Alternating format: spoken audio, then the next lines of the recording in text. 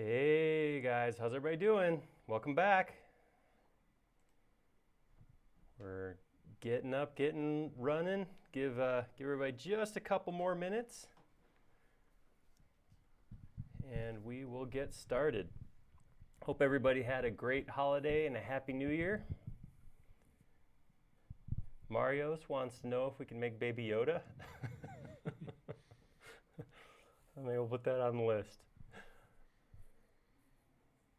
Hey, Alejandro.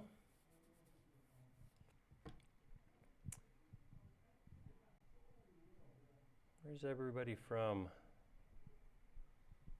Rome, Christchurch.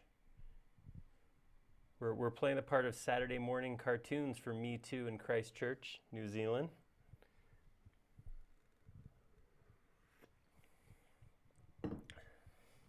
Gamborg, Titus. Titus wants more volume. Oh, I can give you a little. All right. That's about where I can get to right now. Hey, Dave. Dennis in Milan. Alice in Poland. Mario in Cyprus. Quebec. Nigeria. Always fun. It's pretty cool to see where everybody comes from. That's pretty awesome.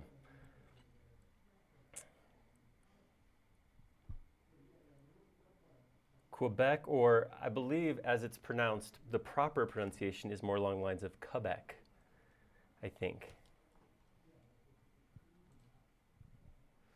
Awesome. Oh yeah, I saw the update on our forum of the Porsche build. I liked the Christmas paint job it got. That was pretty sweet. Looked pretty cool.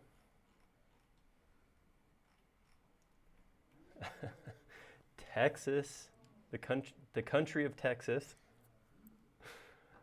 and Germany. Awesome. Well, welcome back, guys. We are back here Friday afternoons, getting ready to do some SketchUpping. You can verb that. That is verbable, as is the word verb, apparently. So I'm here with Casey. Casey on the other side of the monitor. Hello. Nice to be back. So yeah, we're gonna hop right back into it. I don't know how everybody's break went. I call it a break. We take a break. We don't come in for a little while, and I gotta say that it was very relaxing for me. I got a lot of downtime, so that was kind of nice. Casey, are you refreshed and relaxed now that you're back? Oh, very much. It was fantastic to have some time off. It's just really nice. It is good. It's good. It's good to be back here, though. I miss this. My Fridays were all boring of like sitting around and not talking to people through a camera. It was weird. I just had to throw this out because I was just talking to Casey about this, and I just got to mention it, I guess. I started watching the TV show The Expanse. I don't know if you guys have ever seen it before. It's pretty cool. It's a fun sci-fi TV show if you're into that sort of thing. It's worth checking out. Casey and I both agreed we liked it. There's a lot of good things about it. But the thing that I had to mention, because it's one of those things that I was watching a show and I stopped and rewound and paused and went frame by frame because I caught this. In the seats they sit in spaceships, like where they drive their spaceships from, the left hand sits over and I verified because I paused, it is a 3D mouse. So there's actually, it's not this one, it's not the Enterprise, but I believe it's a 3D connection, space mouse, whatever the one that it's big like this, but it only has one set of buttons. They have little symbols over the buttons, but I'm 90% sure it's a 3D connection mouse. Pretty cool. And Casey pointed out, what did you say about having a 3D mouse on a spaceship? Well, it makes perfect sense. Space is a very big 3D environment, so having the way to control that many axes of your spaceship would make perfect sense. Yeah. Transferring the real world now of 3D navigating in fake space to navigating in real space. So that's what we have to look forward to. You guys keep an eye out because it's only a matter of time, but you should get good with the 3D mouse now because it'll be a seamless transition into driving spaceships in a few years. All right, so sorry, I don't know why I had to comment on that, but I did. So we're gonna hop in today. I don't have anything else to show. I didn't get a chance to really spend any time with the tablet. The helmet is still in the midst of a sanding fury, so nothing fun there, nothing to bring in. 2020, we're just starting fresh right now. This is it, new everything. So with that, let's want to look at some stuff. All right, first thing I'm going to do. All right, so I got to point this out because this is pretty cool. This is not mine at all. But right about the time I finished the model and posted it, somebody who I follow on Instagram got the enormous box of the Lego Millennium Falcon and started building it. So I've been living vicariously through his Instagram and watching him build this. And it's pretty cool because I'm like, ooh, I remember that piece going together. I remember those. But yeah, unfortunately, that's still not my house. So got you for a second though, didn't I? All right. Oh, definitely. All right, let's hop in. So I did start a forum post, of course. So if you want to send any information, models, pictures, whatever, I'll have this up so I can grab those files. You can just post them here. We are going to be looking at the Cadillac bicycle. This was, in case you are not aware, this was a file that Dave Richards, who I saw him here, he's here. It's all Dave's fault. This was a picture that Dave posted on Facebook and called out as being our next live model. It was a few weeks ago, maybe a month or so ago. Everybody kind of went, ha ha ha, and then walked away from it. But now we're back, and no one's laughing now. So I thought this would be it's cool. I mean, the side, what we will do to get this geometry is really not that far from what you do to make an actual car. It'll be smaller, of course, thinner. So I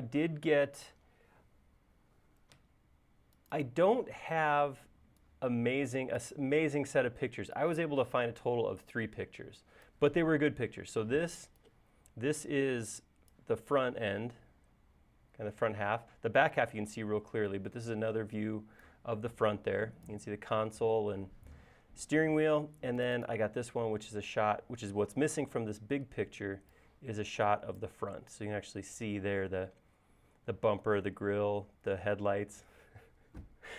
Oh, it's so weird. It's just such a weird thing. It's cool. It's cool though. So yeah, I'm gonna hop in and I'm just gonna start modeling this. I did slip and accidentally think about how I would model this. You know, I try to launch into it fresh every time we start modeling. So I did think about it a little bit.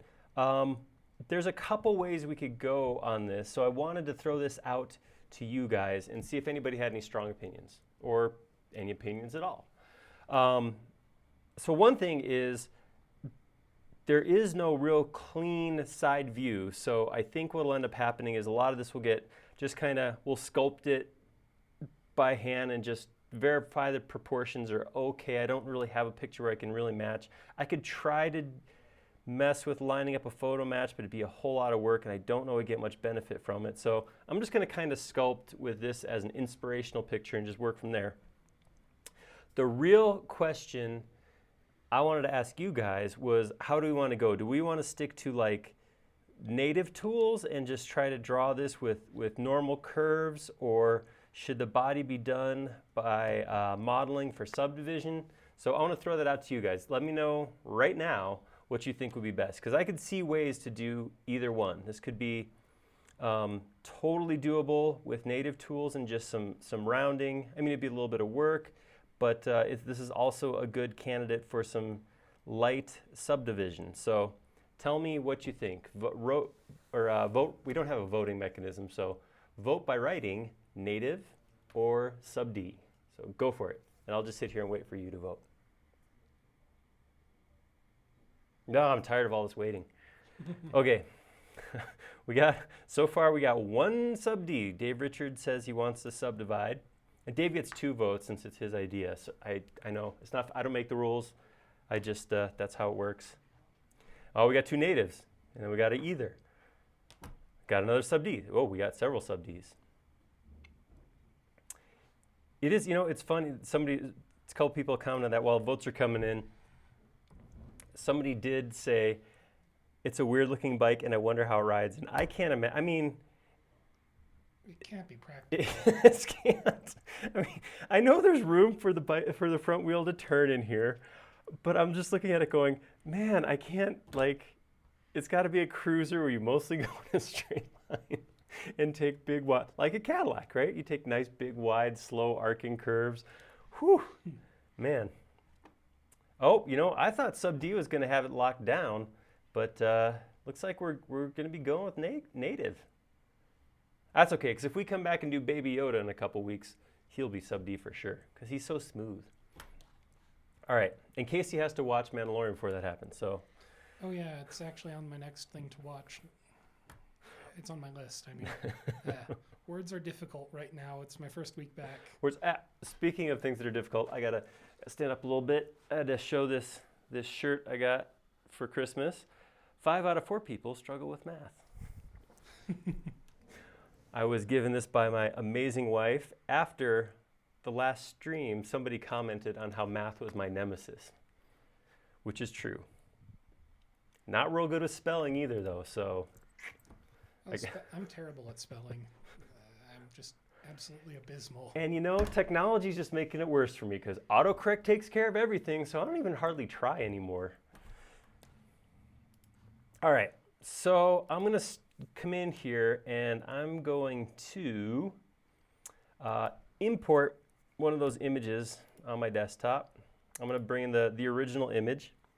Actually, I'm not going to import it. I'm going to go to Styles and make a watermark. So I'm going to go to Styles, hit Edit, and I'm going to click on this last button, second to last button. And I'm going to say Add from the desktop, my bike.jpg. And I'm going to make watermark 1, that's fine. I'm going to put it in the background. I'm going to leave it full, that's fine. And I'm going to position it in the upper left corner and make it a little bit smaller. Try to get it so you guys can mostly see it too. So if I gesticulate too much, I'm not covering up much more than the wheel. All right, that's what we're going to go with for right now. Actually, I wonder if we could do this. I'm not going to have a whole lot. I'm going to put it up here. No, I'm not. Hold on while we discuss this. No, I'm going to leave it here. And yeah, we'll just put it right there. Finish. All right. So we're going to try to do this with native tools. So I'm going to start by drawing a rectangle. And I'm going to draw in just some initial lines just to maybe get the shape of this thing.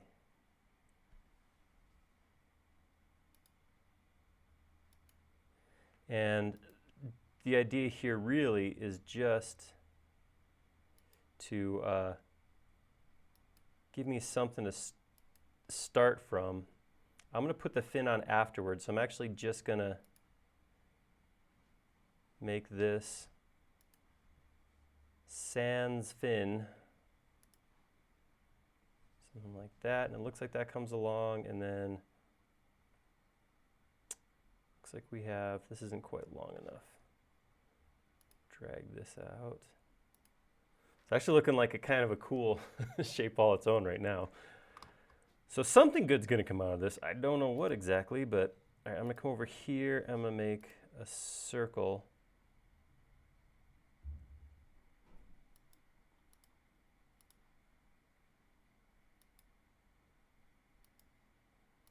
All right, so this is a shape that I can at least start with. And I'm going to accept up front that probably all of this geometry will be moving at some point. All right, so there is actually, looks like there's a step maybe right about where the seat is. For the back tire sticks out there, and I'm just going to go ahead.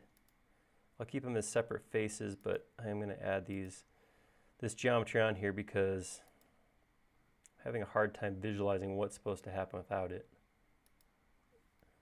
All right. I do like drawing onto surfaces wherever I can, rather than trying to draw in empty space. So that's why I'm drawing this big oversized piece that I can come back in and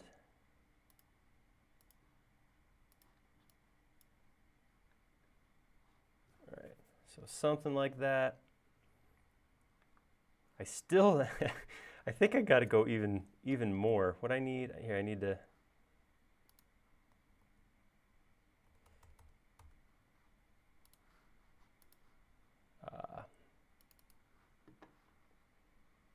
have these pictures open so I can check them out at any time. There's a couple ways to do that. Like I said, you guys have seen before, I am a fan of bringing those images in as watermarks. This is really where multiple monitors shine. It makes it a lot easier to just be able to turn yourself and look at those. This is just, I have to accept it. It's like awkwardly long.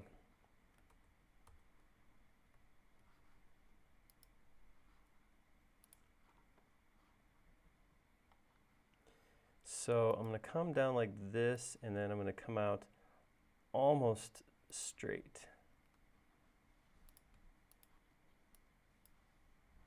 All right. Yeah, and you guys can pretty much see where to go from there, so I don't want to work too hard on first day back. All right, so I'm going to just kind of keep poking around a little bit. Yeah, somebody commented that it does look a little bit like a recumbent bike. It does kind of where it sits, but it's that seat's up high. You're not really dropping down and pedaling. I'm guessing that this is not something that was put into mass production. Probably why I can only find 3 pictures of it. And I'm guessing there's a reason for that. All right. So what I have here, by the way, is I'm just going for the body here. This console will actually sit inside here. The seat's going to sit up on top of this. Yeah, so it looks like up towards the top here about is where that grill comes along. That looks like kind of the grill space. That's this thing right here. And then this kind of has 3 pieces where it comes out, goes back, and then drops straight down. So I'm just going to get those 3 levels horizontally. Something like that, something like that, and then it does look like that cuts back. So I'll get that in there too. I'll actually take this point and bring it out a little bit, and then I'll grab that point, pull it back. Actually, I think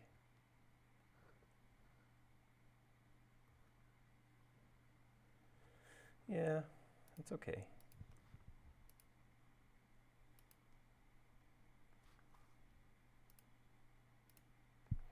I know I need to pull these 2 back. There we go. All right. I was wondering how long it would take before we got one of these, but we just got a comment suggesting we save our model now that we've got everything imported. You know, it's kind of funny because yes. Short answer, you are right. When I was Alt-Tab and I went to Window and I went to open it, I was about to comment on the fact that it said untitled, which means... That's never a good sign. All right, let's save this thing. And I'm going to call it the Caddy Bike. All right, so that's kind of... So here's my thought. I only want to model half of this because both sides are going to be the same. Same as if you go to model a car. It's not really worth doing the profiles, the outside edge of the car twice. Do it once. You can either split a car right down the middle and just model the whole thing 1/2, or what you do is just cut like from where the flat of the hood and the windshield stops and model from there out separate. It doesn't have to be a clean line either. You could cut geometry. It could be this thing. It does. You can actually see right here. Looks like it has a seam pretty much going the whole way through. So I'm just going to model the whole thing in half, and then I'll make it a component and copy it to the other side. So as I look at it right here, what I really want to do to get this thing as far along before I go into 3D is to maximize the number of 2D details I can put in here.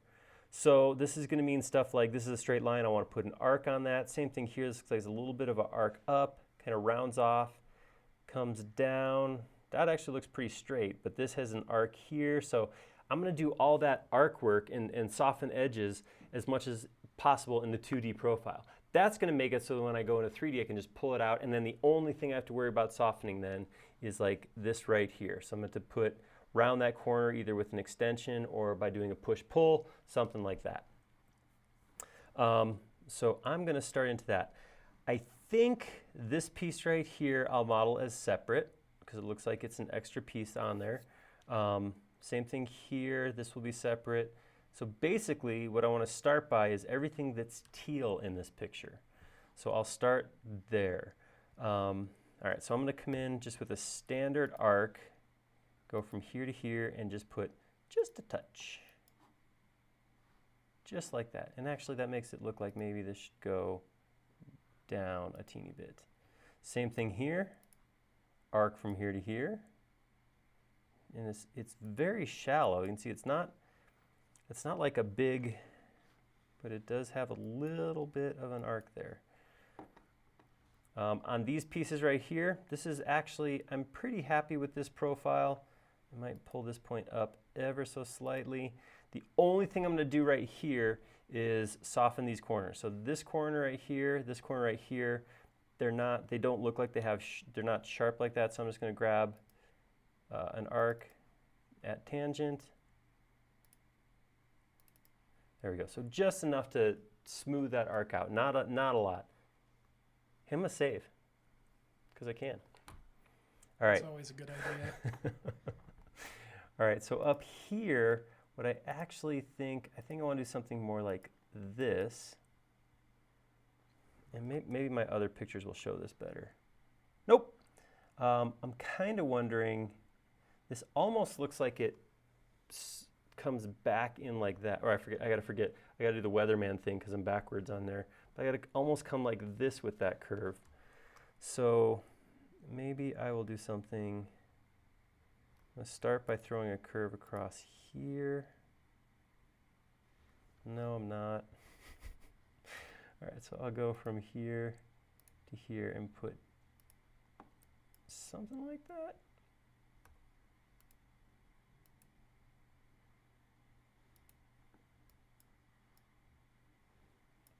It's a good thing nobody here has one of these and can go verify anything, because I can pretty much do whatever I want. It would be too easy if we could just go out and get some measurements and then model that. That's right. And I don't know for sure. It's hard to tell because of the orientation, but it looks like it's got a little bit of a tilt here. It doesn't look like it's straight up and down, which makes sense. So I'm going to bring that forward just a little bit. Let's see right here. It actually looks like this is one big curve. Where I put these two breaks, it looks like that's actually one big curve. So I'm going to grab both of them. Actually, this is not a straightforward curve. So I'm going to go to Bezier curves and click here and here. This top one will pull off. It's like a little lower like that. This one comes out a little more like that.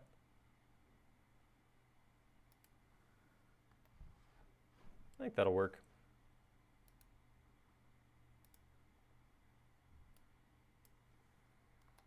All right, so if you ever get in this situation, it didn't close things. Curves will do this sometimes where they get kind of weird. What I generally try to do now is I'm going to go box out the geometry that the curve is in. Then I can get rid of this.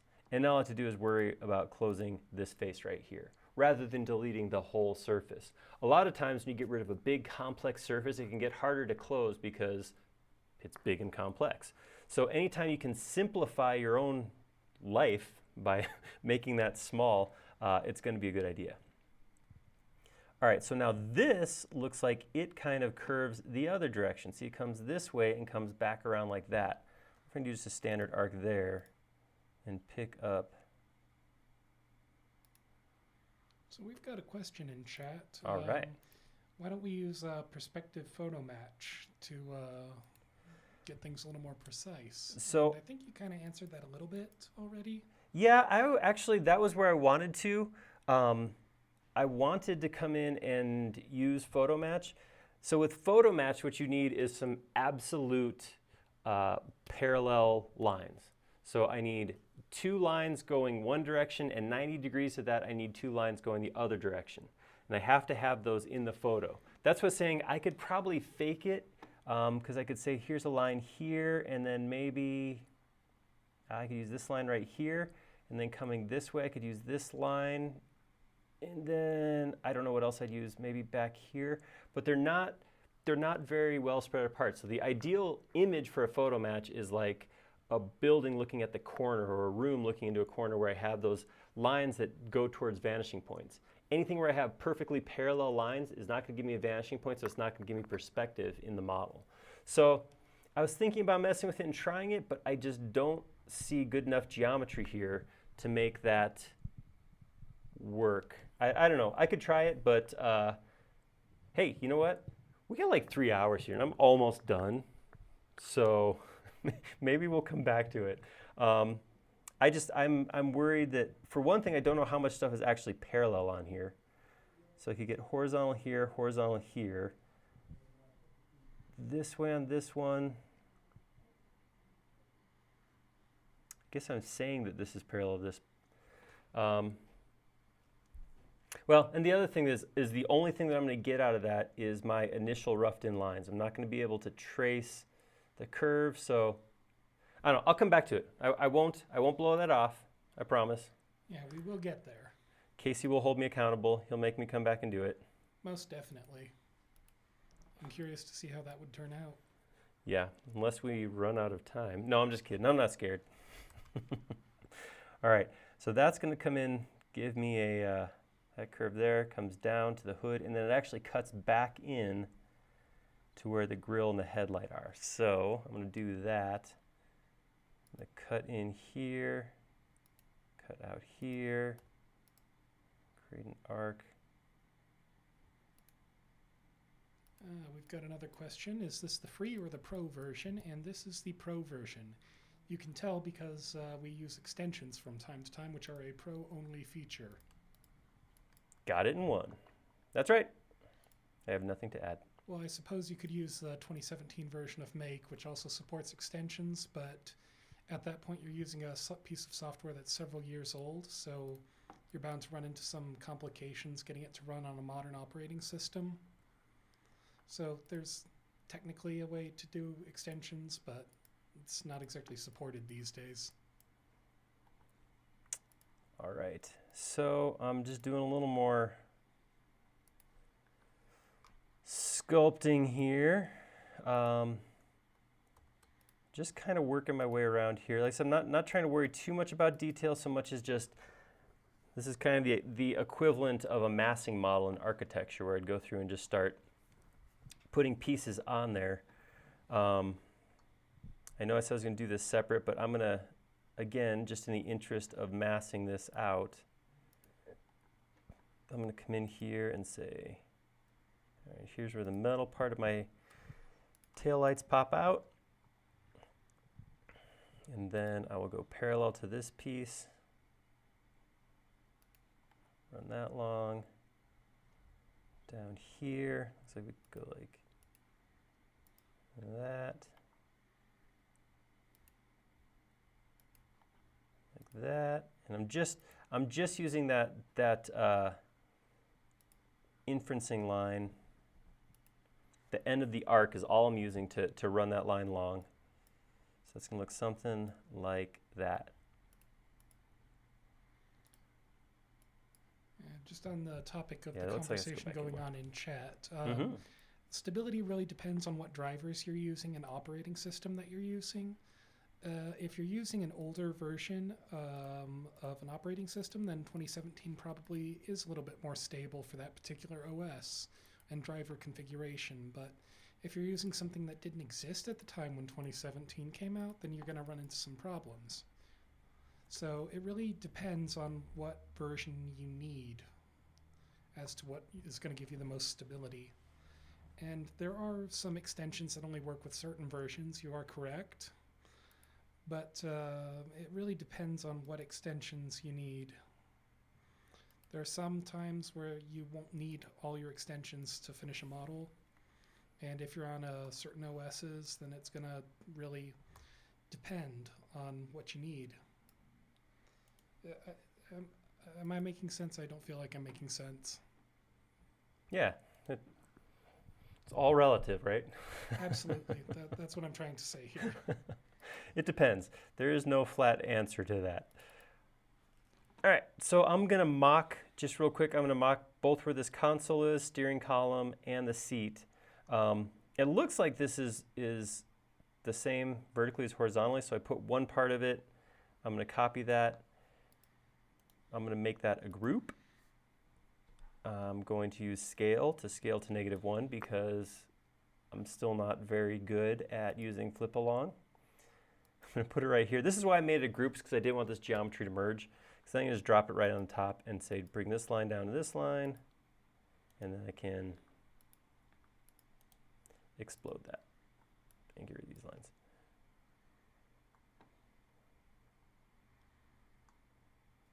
Yeah, it's getting there. All right, so then right over here, got something where I come across like this.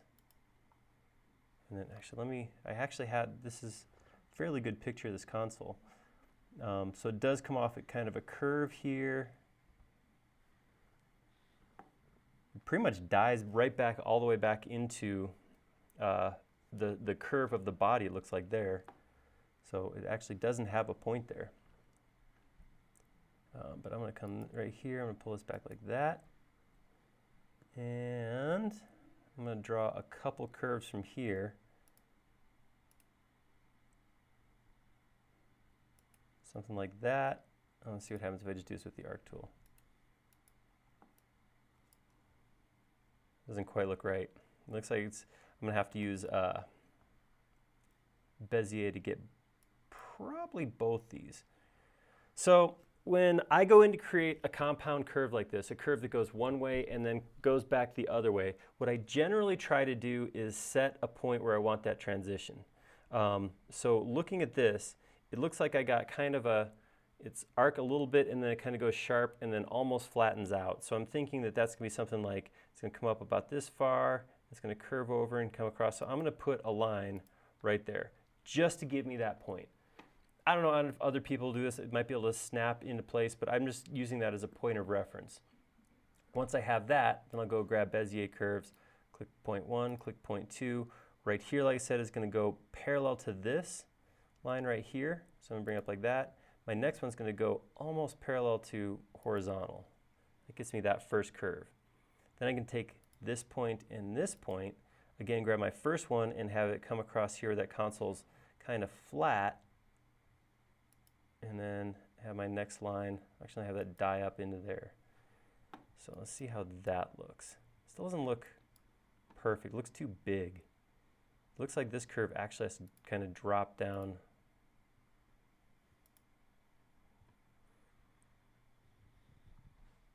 Actually, it's not that far off, I don't think.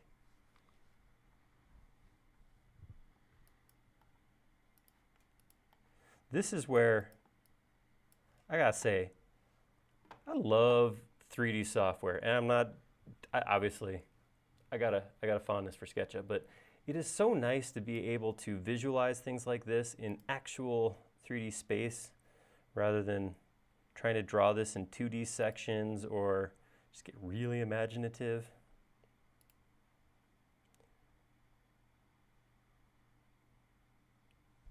Maybe something more like that, I don't know.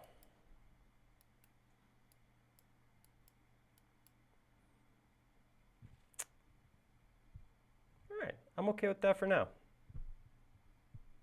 Let that sit. I think what is going on is I think I have this as too steep a curve.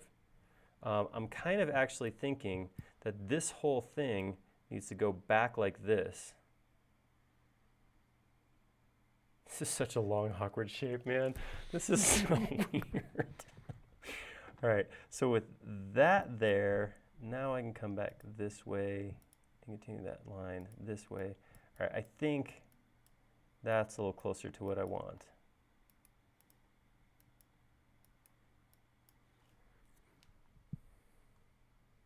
Yeah, that looks a little better. That's so weird. All right, I'm gonna do the same thing real quick. Just make this a group. I'm gonna flip it along. I wanna say green. So close. Yeah, I can only be so close on a 50-50 so many times though. All right, there we go. Oop, wrong, grab the wrong part. Good. Bring this line down parallel to this line. Explode it all. All right. All right, that looks better. Yeah, that seat looked a little too steep as well. So, and then from there I'll put the seat on there and build stuff in the console. But profile-wise, I think this is a bulk of what I need. Bike can go. Dexter's asking about this piece right here. This is, we do a call out to these every hour on the half hour. This is the 3D Connections Space Mouse Enterprise. It is a tool that hooks up to SketchUp via extension and allows me to move in 3D space just by moving this little puck in the middle. Not a requirement by any means to run SketchUp. Most people run SketchUp without it. I just find it's nice because presentation-wise, when I show this to you, it's much easier to see this nice smooth moves like this than it is to deal with my scrolling in and out and doing this kind of jumpy animation, which is fine. I find out that it's fine if you're doing it yourself, but if other people are watching, just a little bit easier on the eyes to go through and have these pieces go like that. All right. I think what I'm going to do now, I think I'm going to make a whole bunch of components because I think I'm going to take each of these faces and make them into a component. So I'm going to call this the body. I'm going to call this an upper fin. Call this the lower fin. And actually, I'm starting to think that maybe what this will end up being is a combination of both native modeling and sub-D, because there's a couple things in here that I think of a couple ways to do it. It might be fun to do a little subdivision. And I will call this the, I don't know what this thing is called. I'm going to just call this the tail. Pretty sure that's what it is. Make this component, make it a seat. So all I'm doing with each of these is I'm double clicking on the surface. When you double click the surface, it grabs the surface and all the edges that create that surface. Face, I'm sorry, I use the term surface a lot, but I've been reminded that is a face. Making the lines of one of these pieces into a part of the group actually recreates those lines on the existing face, so I don't have to worry about like stranding geometry. I'm gonna make this a component, console, make this one, headlight. I call this the grill, and then these three pieces I will group together and call them the bumper. All right, there we go. So that is a bunch of pieces. So the first thing I'm going to do, because I don't know if you guys ever do this, but I do this all the time, where I'll get into making some geometry and wish I had my original geometry I started with. So the first thing I'm going to do is I'm going to use move with the option command, the modify command, to make a copy and just slide it over here to sit. I may never go back to it. I'll probably forget it's even there. But since it's components, you might want to explode it too. So that is a good point. it doesn't edit it. Cody, Casey just saved the entire point of what I was showing by reminding that it is a component. So as soon as I start modeling, it's just going to happen. So I'm going to come over here, right click on these, and I'm going to make them unique. So that made each of these. If we look at one of these, I grab this one right here. This is currently a body. This one right here is body #1. So all of these are going to be #1 or number 1. But I can always come back to these later on if I need them. All right, so having said that, now I can do whatever I want with this. So I'm going to grab this piece right here. And again, remembering I'm only coming out halfway. So where this line is right now, this is the center of the bike. So I'm going to pull this out. I'm going to use push-pull to just grab this whole surface, and I'm going to pull it out this far. So if I look at what's a kid's bike tire width? 2 inches? 3 inches? 2 inches? I'm going to pull it out I'm going to pull this out 2 inches. Well, I'm not to scale. So I'm going to pull it out this far. This is going to be one of the things that because I'm not to scale, I could actually probably get a kid's bike tire in there and work to scale from that. Maybe that's what I should have done. I'm going to grab all this, triple click, and smooth those edges out.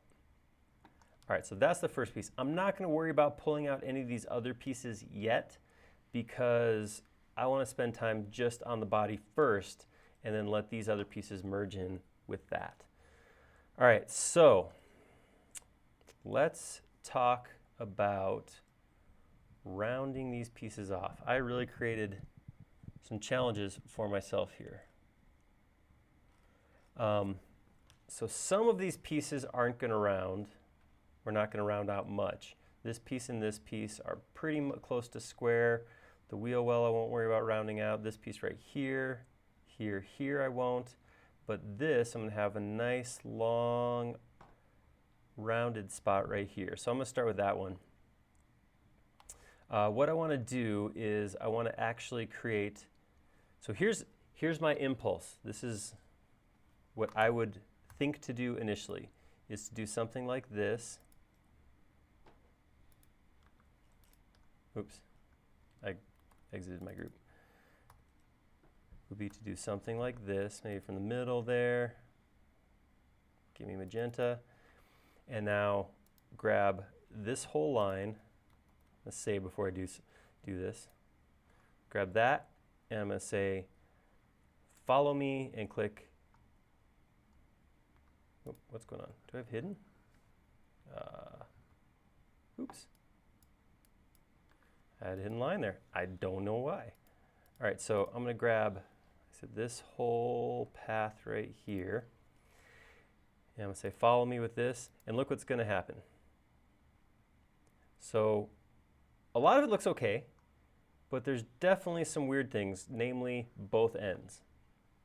So right here, I got some weird geometry hanging off in a reverse face, and I'd have to do some cleanup here. Up here, whoops, that arc didn't go far enough and it didn't cut through into this piece up here. So all of this is fixable.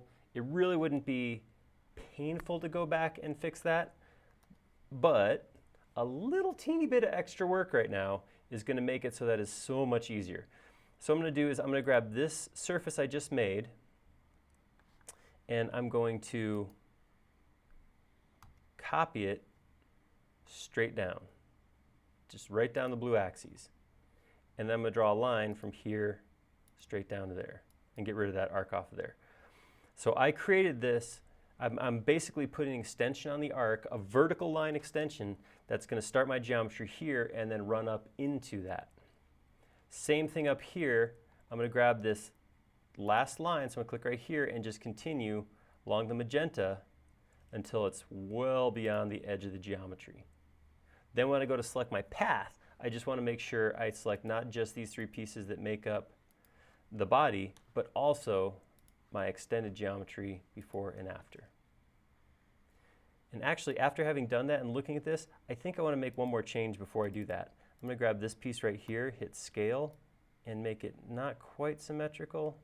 It does look like it kind of swoops down a little bit more. It's not a perfect curve. So I'm going to do that also. And now I'll grab 1, 2, 3, 4, and 5. And now if I hit follow me, when I do that, I do have extra geometry. I know, this stuff shoots out past, but this is much easier to clean up than what I had going on before. So with this, I can just come in here, do a sweep select like this, right click, intersect face with selection, and then I can just grab this, delete it off, grab this, delete it off, and I'm done. So just do that on both edges, both ends. That's the word I was looking for. So the issue there is that, I mean, just so you know, the issue is that I'm starting non-perpendicular with the follow me. The follow me starts at a totally flat face, then it eliminates the need to do this. Sorry, go ahead, Casey. We have a question from someone on Twitch asking if there's a way to get objects in SketchUp to export onto a single texture sheet. And that sounds a lot like what they're talking about, texture unwrapping. Is that what you mean? That does. I would guess that is, they're talking about some UV stuff and... Yeah, that's what I figured. There are a couple extensions that you can use to start doing it that I know of, but... oh yeah, they say they're talking about unwrapping. You do need to start using other programs at some point to get it all onto a single sheet. And that's not exactly the best answer that I'd like to give, because I don't know enough about it to give a informed answer. I've only just started looking into that sort of thing. But it is the rightest answer, though. It is, to my knowledge, the most correct answer I can give. Yes. Yes, SketchUp doesn't actually get into UVs at all. But there are a handful, Sketch UV, Wrapper, Yes, there's a couple. Of it. That's the one. So it's out there, it's just not native functionality. Yeah, Wrapper has some really good integration with Substance Painter and Substance Designer if you've ever looked into those. I hope that answers your question. Yeah, that's all I got. Sorry. All right, I'm gonna do the same thing here. Because I don't have a surface that's parallel to start from, I'm gonna make one. So I'm just gonna come in here and draw a quick rectangle that I can put my arc on. I'm trying to see how far where I wanna put this arc exactly.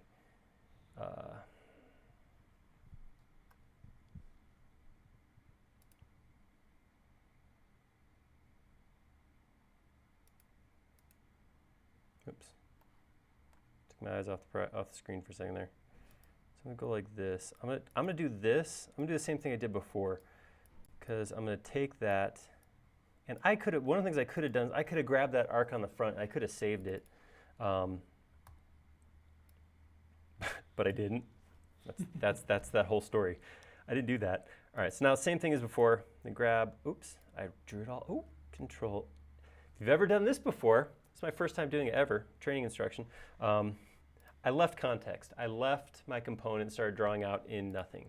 If you ever do that, just select what you drew, cut it, not copy, but cut, go back in context into the group, and then edit, paste in place. And now it's in the exact same XYZ coordinates. It's in the same location, but it's in context, so I can come in here and now, oh no, my line broke. All right, got to fix that too. Oh, the patience to be selecting all that line. All right, there we go. Select all of it, and then weld that. All right, so I'm having some issues with my 3D mouse. It's getting funky because of this extra geometry back here. So I'm going to grab all this geometry. I'm going to put it on a safety layer. It's there for my own safety. Well, what was I saying about spelling earlier? Oh man. All right, turn it off. There we go. So now, there we go. Now I have gooder control. All right, I'm gonna take this one, same thing, X, come in here, and I actually have that as a shortcut key on my mouse so I can paste in place. Shows to go how often I have that problem. All right, so I'm gonna grab all these lines, same thing I did before, follow me, click there. Ooh, that I'm got just weird. going to post real quick in chat a link to the wrapper website that we were talking about a minute ago. Cool. For UV mapping. And then we have a question from Christopher Ryan asking, what weld are you using? I believe I am using Weld from Smustard. That's a good one. Most Smustard extensions are pretty good, just in general. I think I mentioned it before, but it was a long time between when I first heard Smustard and I understood the joke. Uh-oh. That's not gonna work. All right. This is, I was trying to pre-clean this, but I'm gonna have to go for it. I'm gonna grab all this, intersect face, the selection. It's gonna give me my seam, and now I just have to go in here and weed out this ugliness. Oops.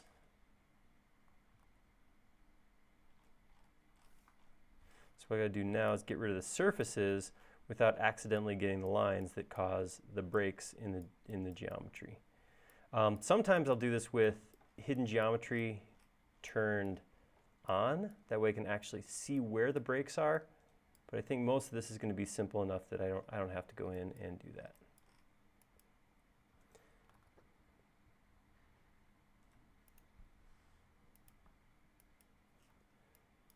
All right, now I'm at the point where I might have to go do that. Oh, there we go. There's the surface I'm looking for. Because that white on white was making it hard to see. So I deleted too much here. What is going on here? Oh, got a break right there. We've got a question from chat. Why aren't we just using rounded corner? That was absolutely what my plan was. I wanted to see how much I could do without it. That's why. How'd that plan work out for you, Dietzen? We're getting there. That's true. Kind of. Something is happening. I don't know if we call this a win or what, but all right.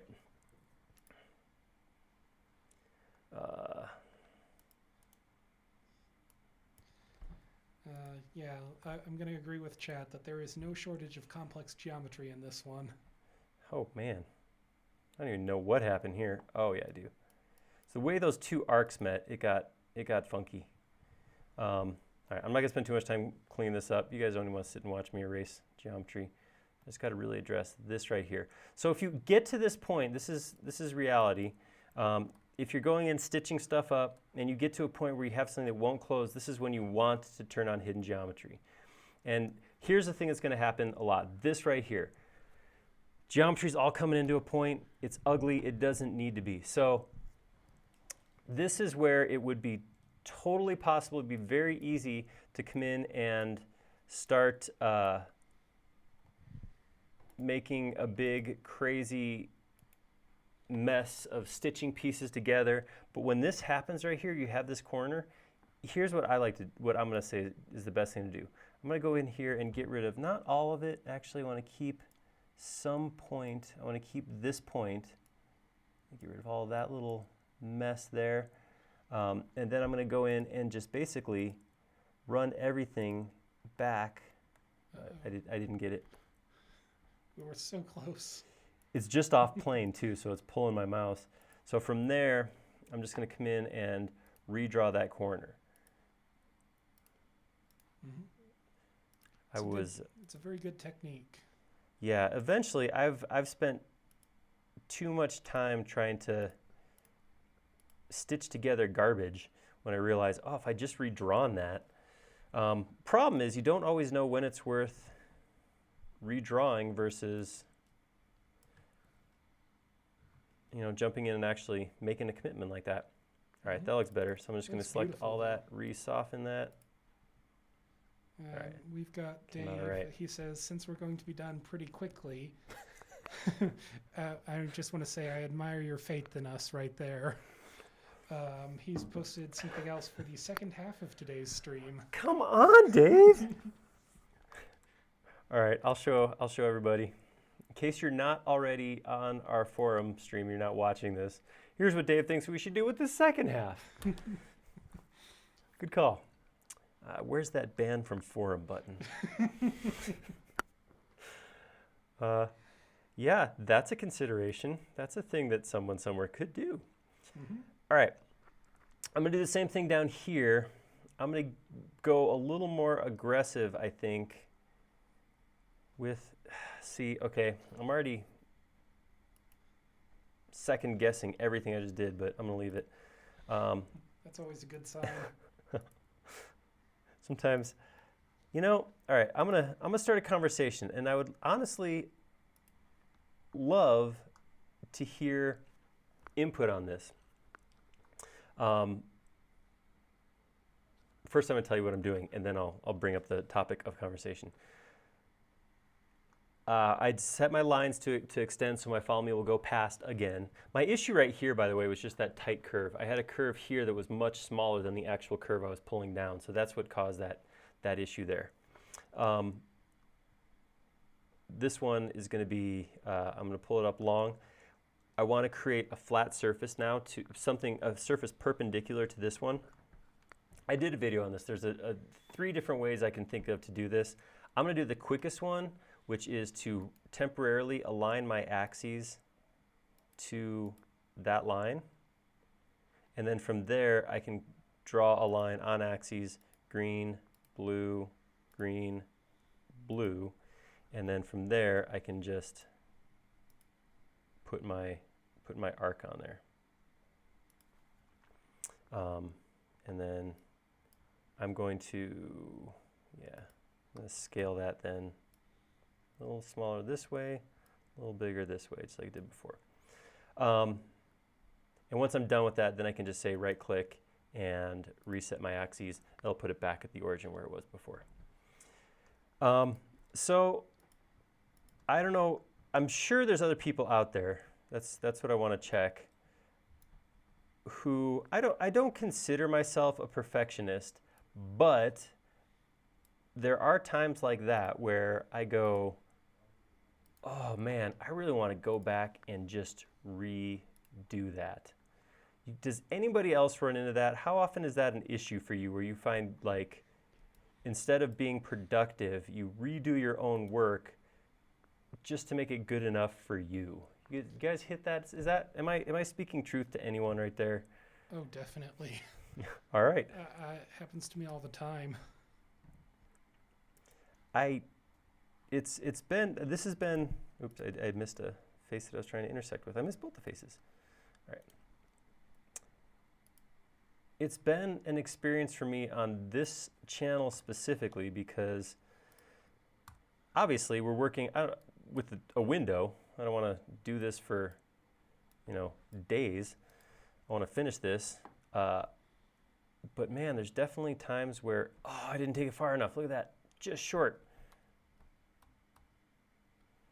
But yeah, I really find that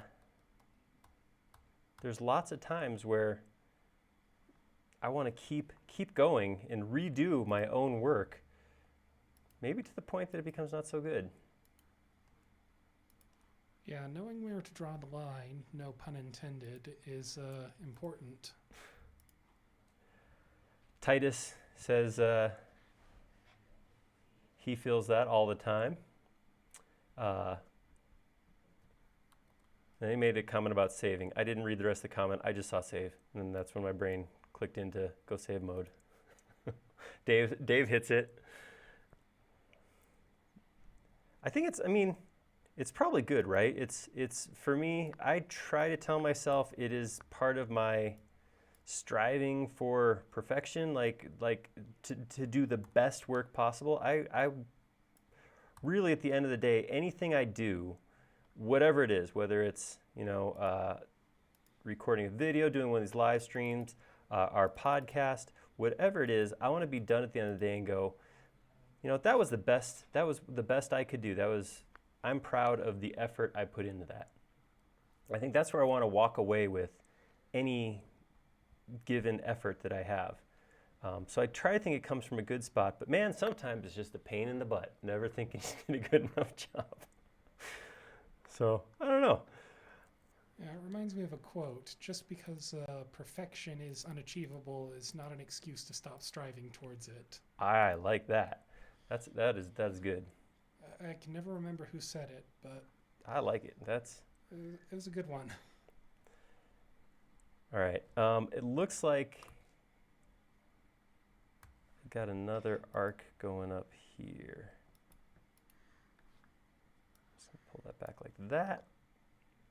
And then that, of course, is going to cause an issue right here. And I'm going to make a design decision to take that back. And now I'm going to run into an issue. That's okay. Show hidden. I'm going to retrace these lines right here.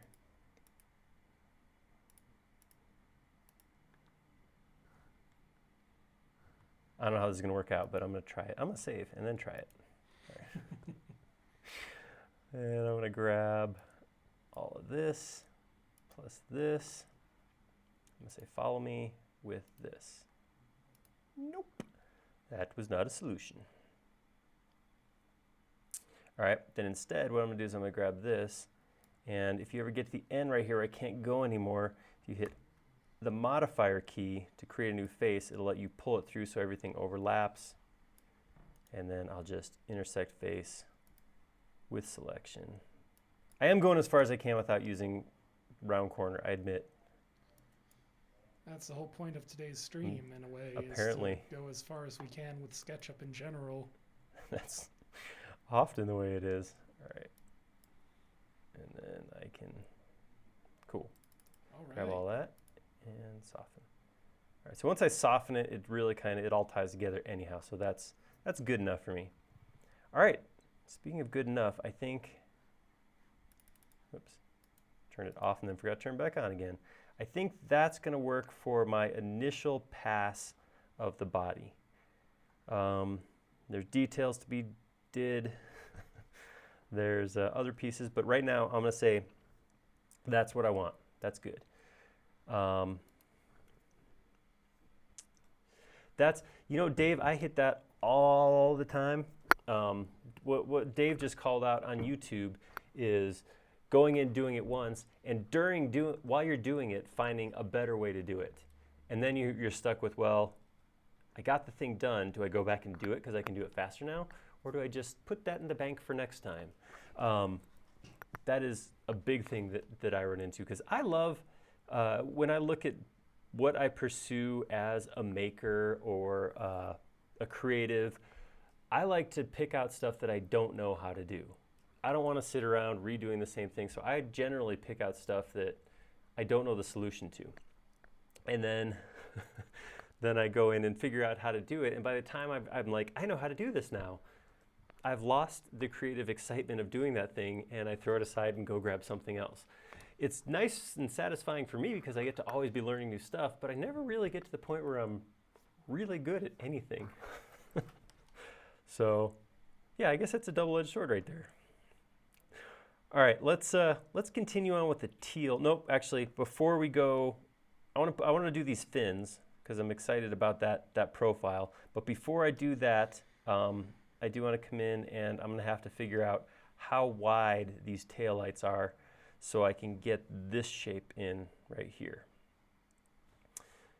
So what I'm going to do is I'm going to come to, I'll do it in context here. I'm going to come this way out to the face.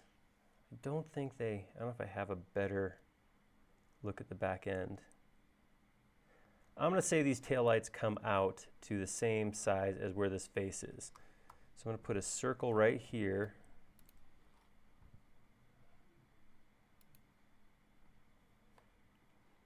Because that looks like what's going on there. And it looks like it's ribbed or something. So I'm going to do, what am I going to do? I don't know what I'm going to do. I'm going to come in like that. And then I'm going to draw a line parallel to this.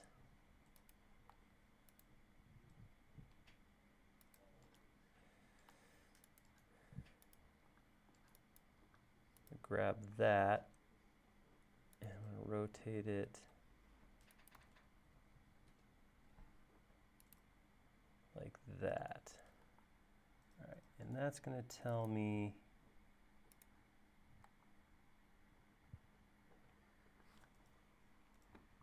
oops, you know what? That's a problem because I rotated not off the center when I did that because this line stopped being centered as soon as I drew that piece. So what I'm trying to do is just figure out where would this geometry just created overlap with itself. Here, make this a little bit easier to see. There's lots of ways to do this kind of geometry where it's like, but I'm trying something new, something I haven't done before. So I'm going to go do this to X. What I don't want to do is spend a ton of time cleaning all this geometry up. I really just want to get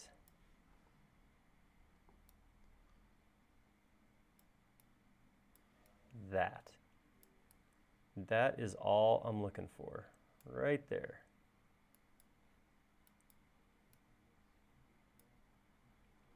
So if I grab these lines right now, oops, I can take that option, copy from here, option I said, and do that 11 more times, 11x. That's going to give me that. Now I just run around here, delete these pieces off.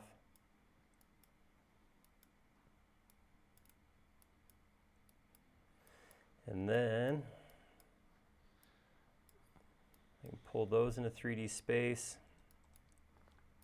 Like we've got a question in chat, and you'll have to forgive me. My Spanish is not very good, but it seems like if I'm translating this correctly, and again, that's a big if, they're asking where they can download SketchUp. I'm going to go ahead and post a link to our download page in the chat.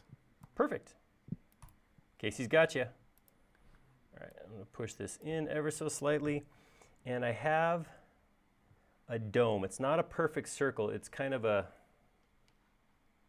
elongated dome, egg shape. Is that an official shape?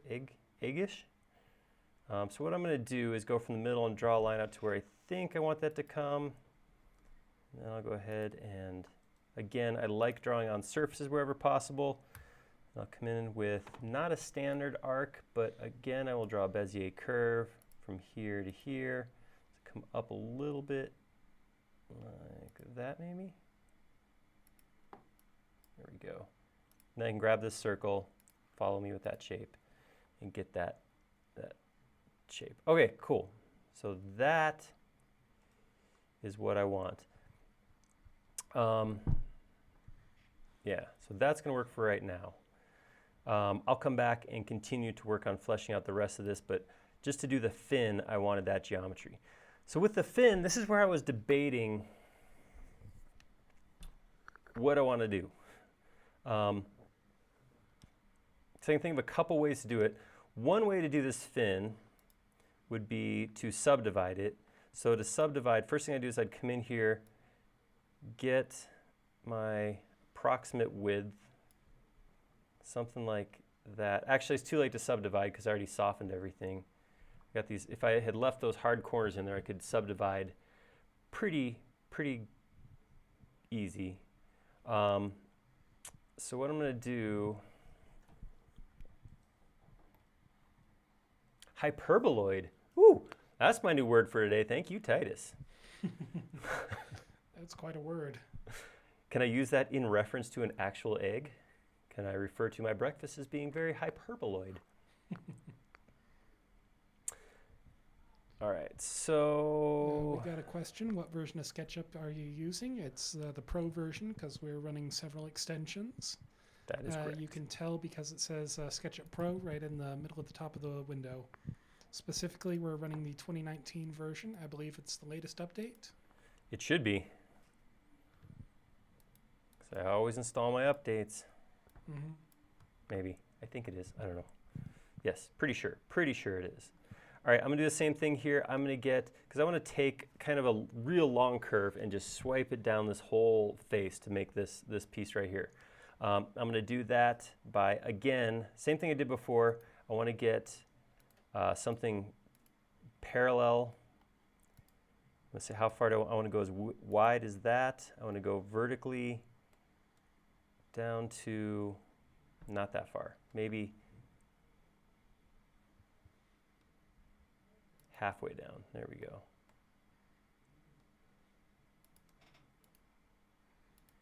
All right, and I'm going to use Bezier curve to draw this too. This gives me something like this, and I want it to blend pretty smooth into that shape there. All right, and now, let's see how this goes. 1, 2, I have several curves here. 3, actually, watch this.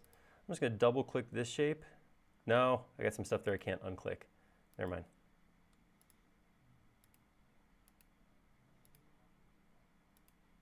All right, grab all that.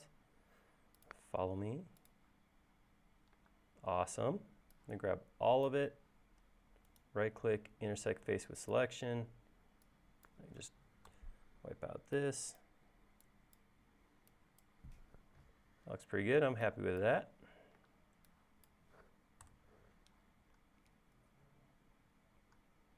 All right, so one of the things that didn't happen, nope, actually this met flat, so we're good.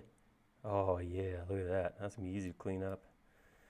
I'll just triple click and soften coplanar to get rid of that ridge. Nice. All right. We're getting some really good aesthetics going now. Something is totally happening. All right, so the other thing, the more complex geometry on here is this right here, this tube disappearing back on the fin. The reason it's complex is I don't think I built this fin quite as wide as was initially intended. So I'm gonna have to actually kind of bring this out. This is gonna be weird. Everybody just bear with me because it's gonna get weird right now. All right, so I'm out of context right now. I'm out intentionally not in the fin because I'm gonna draw some geometry right now. Draw a circle like this, and then I'm gonna draw a line over like that. Grab the bottom point here, draw a line over. Oops. Like that. And I'm going to connect those two together with a vertical line. All right, so let me hide some things. That's what I just created. So I want to take that shape and extend it out like this. I'm going to soften and smooth that because I want to get rid of my breaks there. Anytime you have geometry that you're going to merge with other geometry or you're going to push-pull later, soften and smooth or weld first will prevent you from having to do additional cleanup later on. All right, so with that on there, I'm going to unhide everything. I know, and there's some things to be said about hiding. I know everybody doesn't love how often I use hide. I'm sorry. All right, so this comes to about here.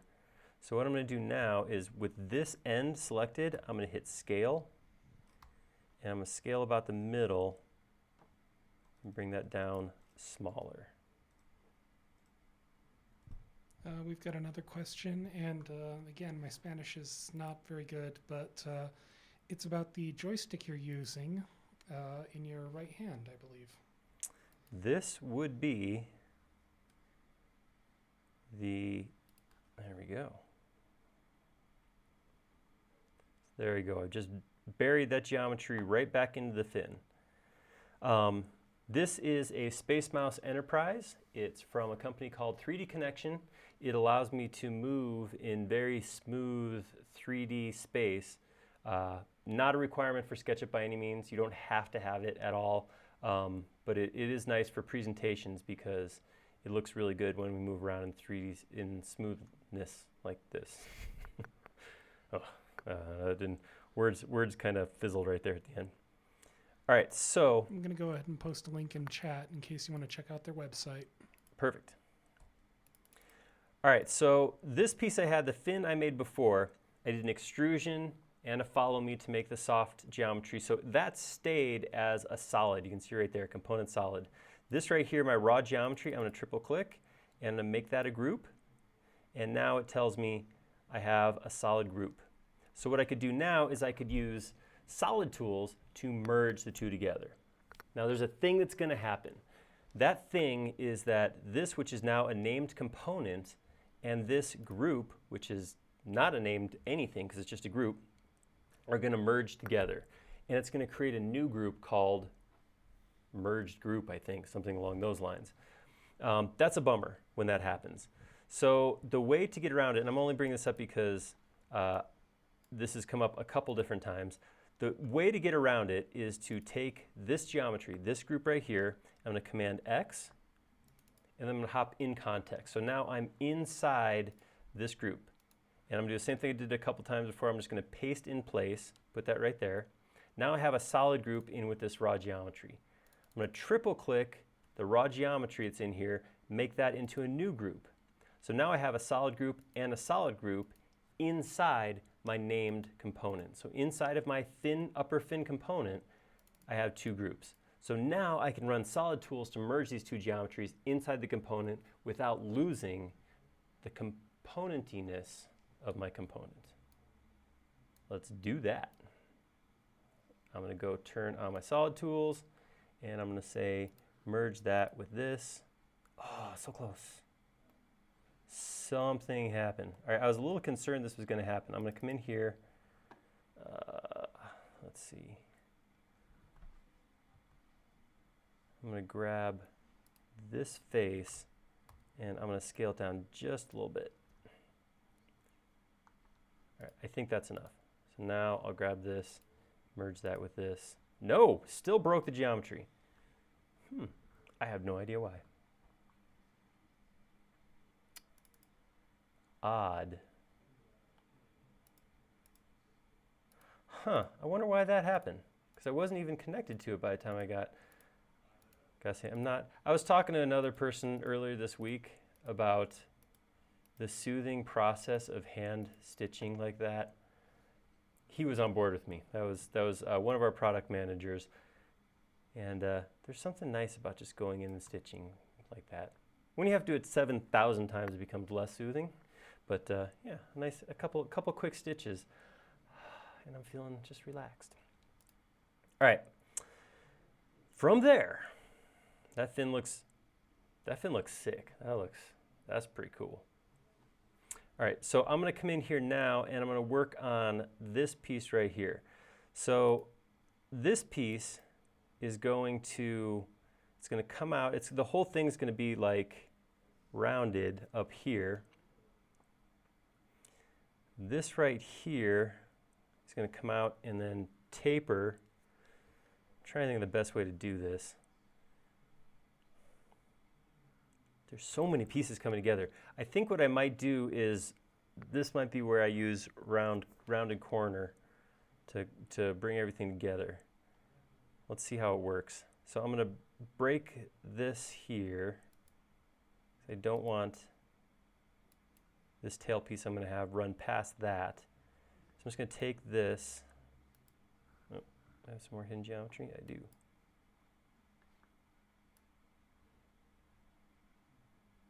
I'm going to bring that out the distance of the fin. I have to make sure I make this fin the same depth there.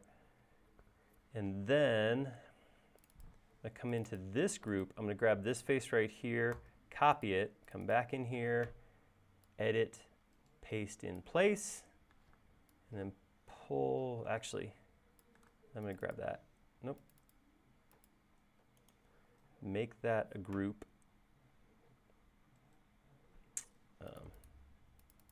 Dang it.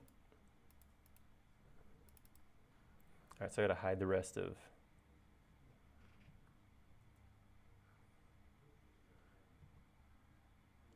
I had to remap some of my shortcut keys, so I'm trying to remember which one I have that's hide rest of model.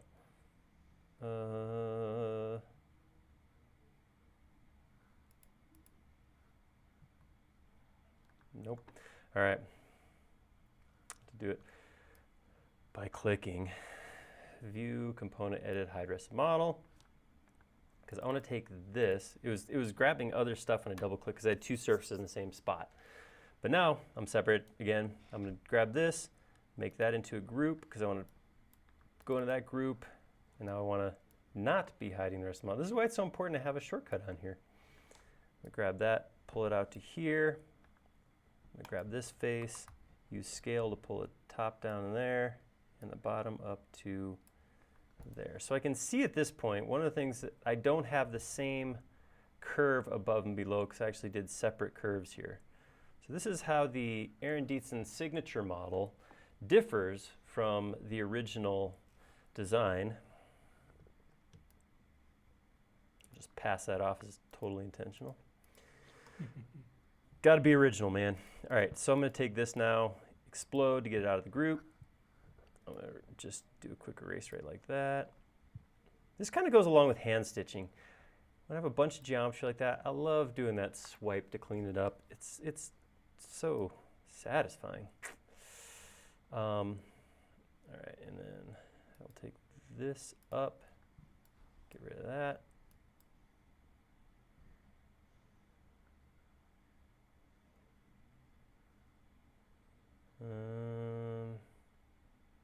Yeah, that's okay. It's not perfect, but this looks like it does come in, undercuts a little bit there, whereas this one comes out to the face. All right. I'm going to pull this in and run these lines over. Oops.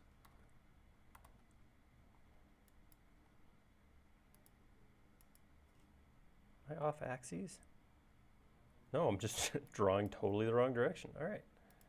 Wrong axes, that's all.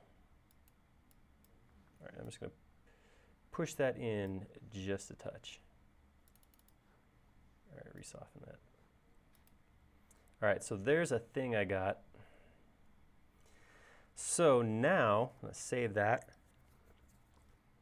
Now what I want to do is try to use soften, not soften, smooth, the edge tool.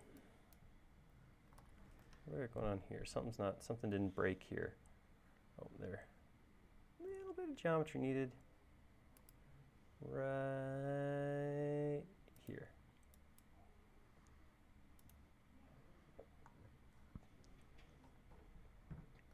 Okay, so I do have some extra geometry in here that will need to be cleaned up if I ever want a solid out of this. So I'm going to try to print it or anything like that, which I may never do again. I'm tired of 3D printing after this last thing I've been sanding. I'm okay with that. Actually, I got a question for you 3D print aficionados out there. I was reminded in this last project I worked on how much easier ABS is to sand than PLA. Anybody else have experience with that? Because I'm thinking I might have to go buy some ABS in case I ever have to print anything ever again, because I've not been enjoying this PLA sanding at all. Yeah, ABS is fine to work with. It's a little harder, a little more resilient to melting, so you can use some more power tools on it without getting that melt factor going. That's a piece I hadn't even thought about. But it's not great. It's still plastic at the end of the day, so you got to be kind of careful. Yeah, I guess that's a given. All right, so now we'll weld those pieces together. We do have a question though. How's the sketchpad doing from a few weeks ago? And got an update on that. The Kickstarter was unsuccessful, so it looks like it's going to stay a rare piece of SketchUp equipment for now, which is rather unfortunate because I had backed it because I wanted one. Yeah, it is a bummer. I did talk to him about it, and yeah, he just didn't get the following. But he's a cool guy. He's not giving up on it. He has a different idea in mind. I don't know if I'm supposed to share it or not, so I won't. But there's something else he's gonna try to see if he can make work. So you might see something about it in the future. have I tried a sharpened card scraper? I don't even know what that is, but now I'm totally intrigued. What is a card scraper? Sounds like something you could hurt yourself with. Like I could hurt myself. Dave probably wouldn't. I could hurt myself with. You should see how many cuts I have on me just from taking down a Christmas tree last week. Dangerous business being me. All right, Fredo, what am I looking for? Fredo corner. All right, so I want to round the corners that I have selected. Welcome to Extensions with Aaron. This is where you watch me reinstall stuff that I've let expire. Yay! All right, I'm just gonna hop into the warehouse real quick.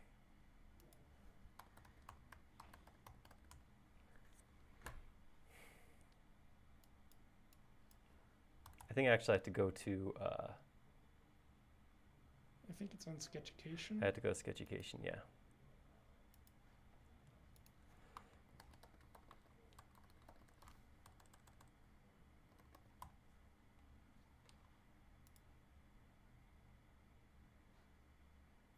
Which means you have to log in.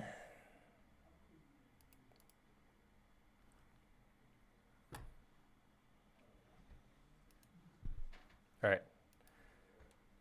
I'm going to go grab a Fredo corner real quick.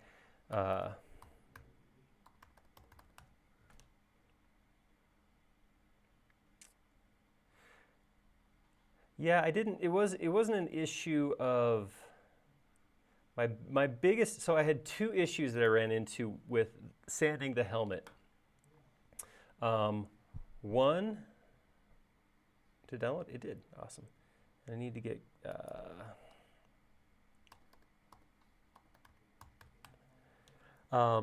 The first thing I ran into with it was that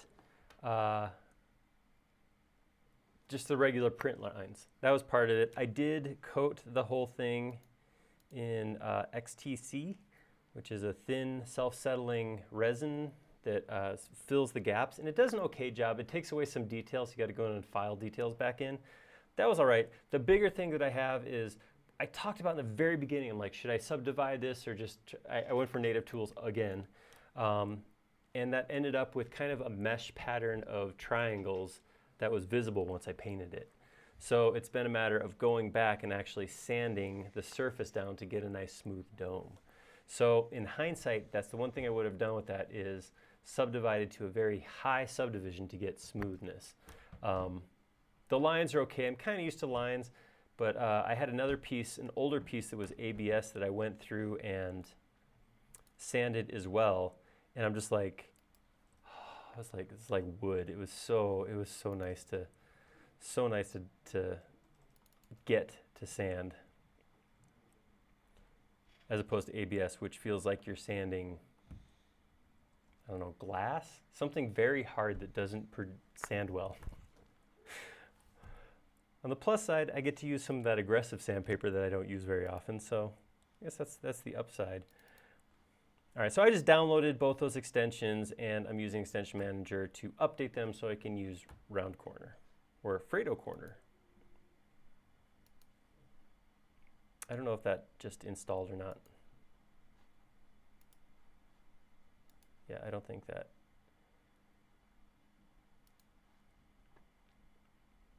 Oops, wrong one. Wrong button.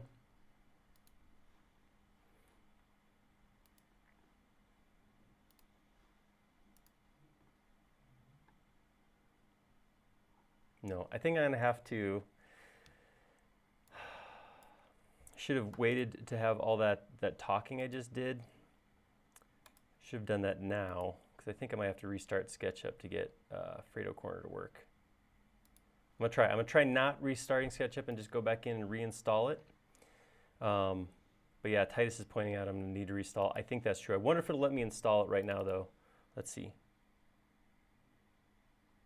Nah, nothing's happening. Okay. Save. Exit. Oh, hey. I forgot you were here. All right.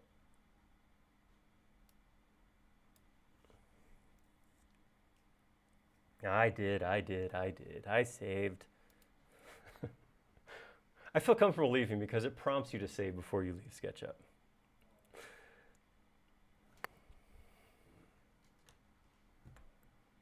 All right. There we are. All right.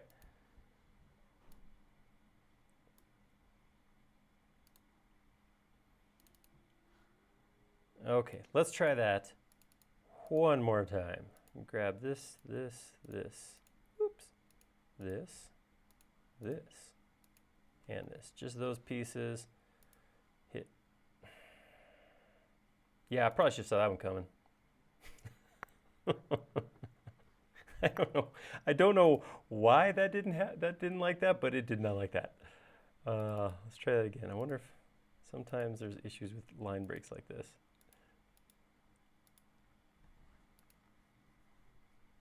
Yeah, thanks for letting me know. I caught that. All right. Round corner. There we go. What do I have? My round corner is set to 9 inches right now. What does 9 inches do?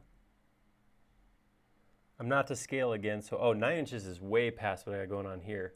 So let's try like 1 inch. What does that look like? Okay. But you know what? I want to round the inside of this too, so maybe we'll go for more like 0.5. It's not quite aggressive enough. 0.7. All right, pull that back even a little bit more because I want space to round this inside corner as well. So I'm going to go ahead and do that. I had a feeling something was going to happen here. The way that this corner was set up, it left me a little bonus geometry here, so I can just erase that.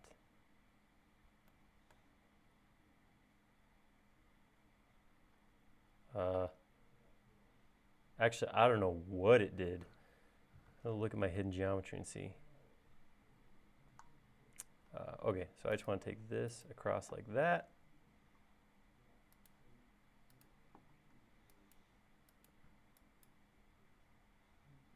Right? No, what did it do? I honestly, I don't know what happened. All right, but we can clean it up. That's, again, let it go. Just make it look nice for the people. All right, there we go. I'm not quite sure what it did at that corner. Like I said, I had a feeling it was going to do something less than perfect there, but it's clean now. That's the important part. All right, so I'm going to do the same thing here. I need to weld this too because this is no longer welded. Oop, what's that?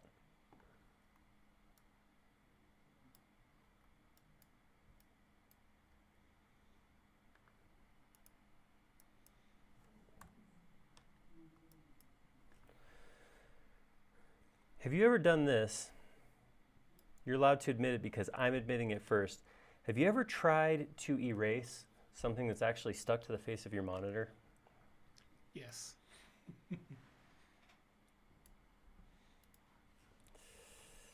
I feel like if Rich O'Brien ever wants to make another dough book, that will be my contribution. How I spent a solid 30 seconds trying to erase geometry only to find that it was actually something stuck to my screen.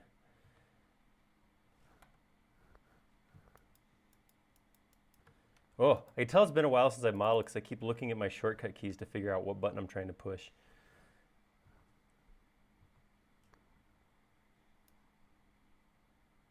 All right, let's get this welded. All right, and then I'll grab. Got some geometry inside here I want to clean up too. I don't know what's going on there. I'm gonna grab these lines real quick. I might have to be a little different with my curve here because I have such a weird sharp transition. I might not be able to do that same 0.6. Well, it looks like it might be okay. We'll try it. Hey, like a champ. Atta boy. Cool. Yeah, so something's going on here. I'm gonna just go inside and see. Okay, yeah, so I got some surfaces. One surface that I don't need there. Something's going on here as well. I'm gonna try to orient faces. So don't need this to be broken. There we go, cleanest model possible. All right, that's looking pretty slick. I'm gonna leave this because this is gonna be a weird transition anyhow. I'm happy with that, I can accept that. This down here, I'm gonna let Fredo curve do its thing here too, because I'm gonna grab all three of these and I'm gonna try to round it to a full inch, because a full inch will take this all the way out to here, I think, or close to. Let's see what happens. I guess it wasn't, a little more than an inch. How wide did I make this thing? Oh yeah, arbitrary design. Let's see. What if I get 1.5? Let's go for it. I'm happy with that.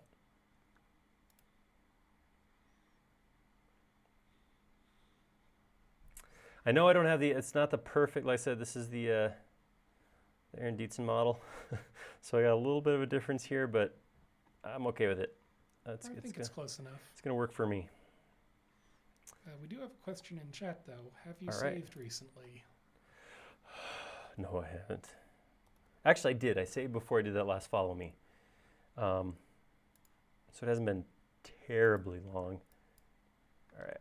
So I'm gonna hold on.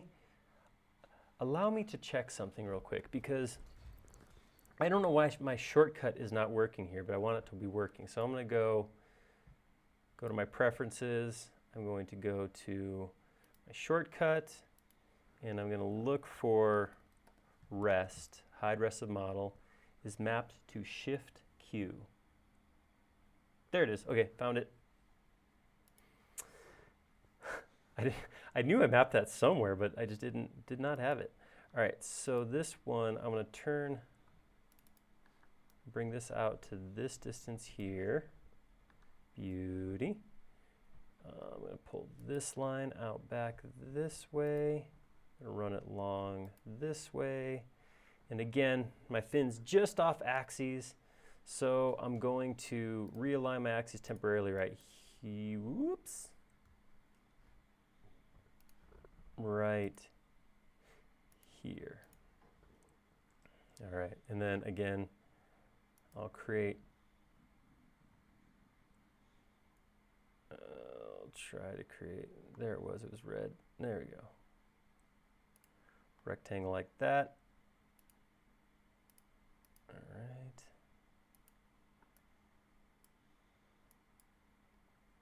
I want this to be, I want it to line up with what's here.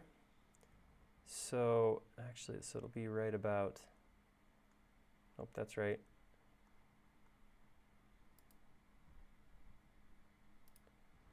So that's about where that curve should be.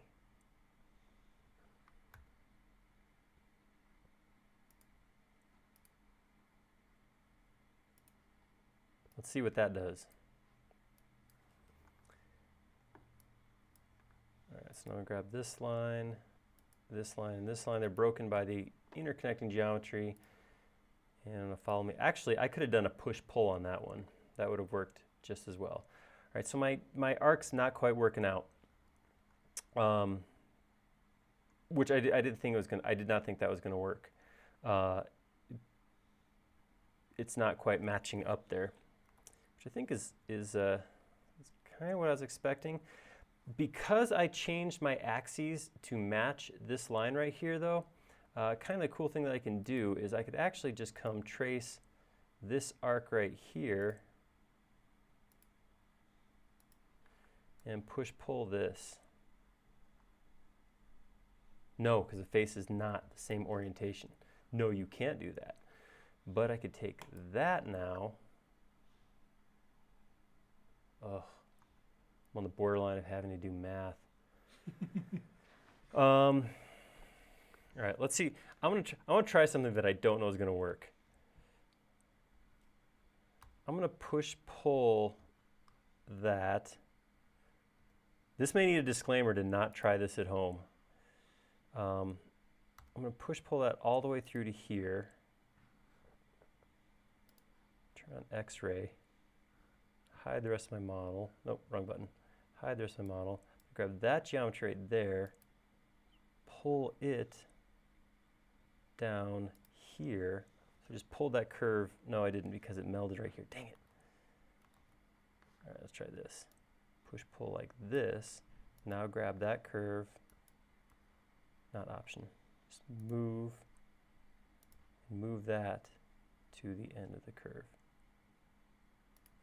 Hey, it worked.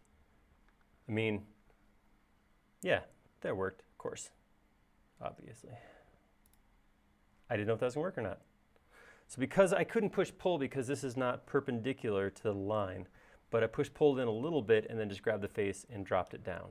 Now I'm gonna do the same thing I did before, which is grab all this, intersect face with selection. Oops, something didn't quite break. I can also come in here.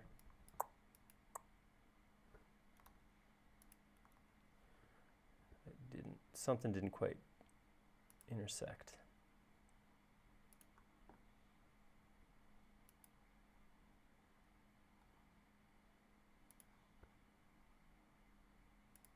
There we go.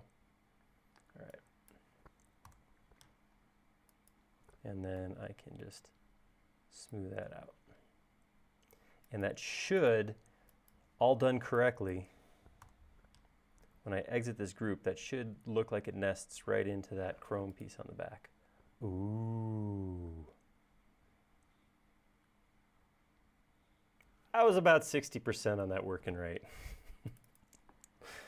All right, let's smooth that too. Okay, so our back fin's done. The whole back end really we're looking good on. Let's model up. Move. Chat says you better save. Command S. I'm with you. I'm with you 100%.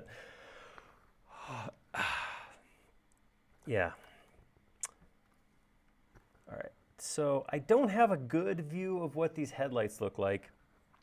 I can tell that they kind of, they're cuts, they come up.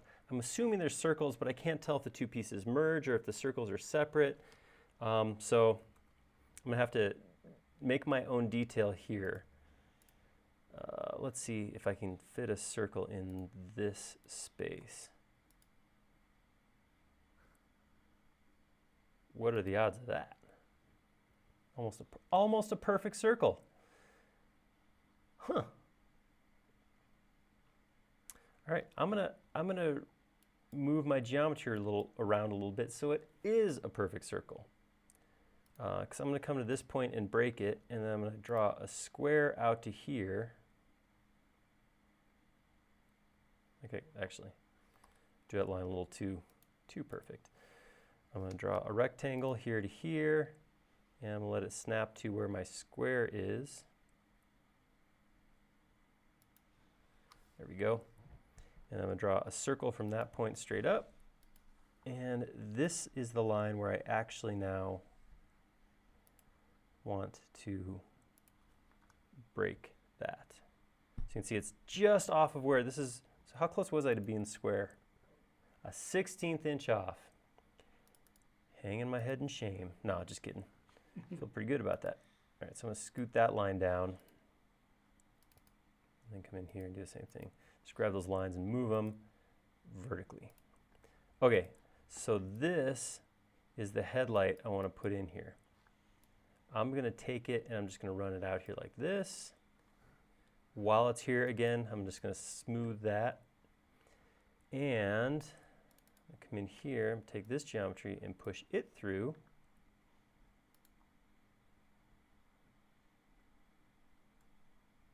Okay. And I'm trying to think what else I want to do before I do intersect this. The other thing I'm going to do is I'm going to make this basically into a pipe. And then I can say, take these two pieces, intersect face with model, and I'll break them right there. I can delete that. Oh, something didn't, oh, I have a separate, I didn't smooth on the inside. I did that on the outside, didn't do it on the inside. All right, take these two pieces, intersect face with the model. That should break it like that. There we go. Come back in here, push this. Actually, I don't even need that anymore. This is going to become my headlight group.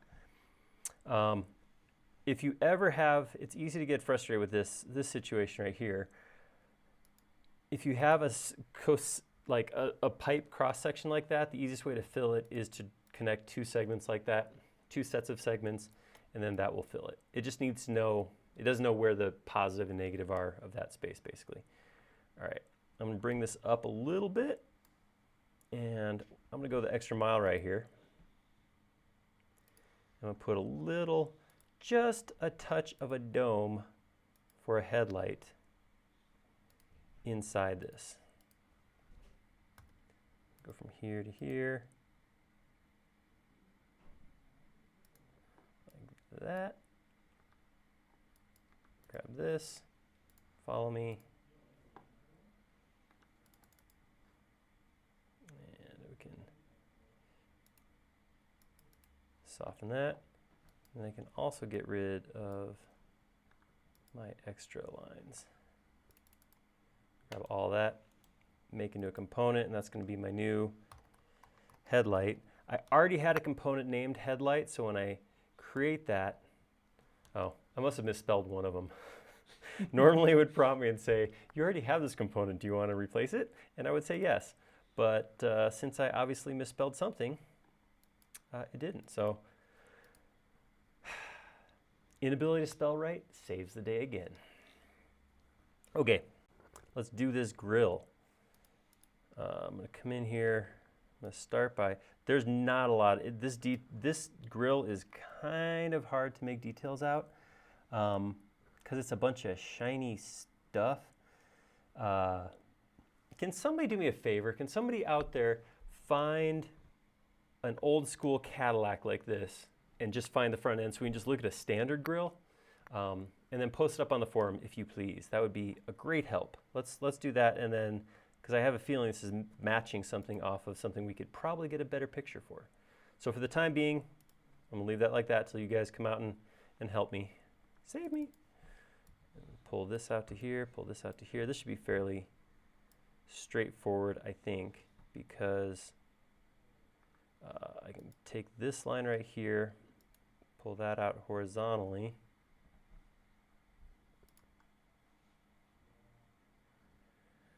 And then this one might go in just a touch this way.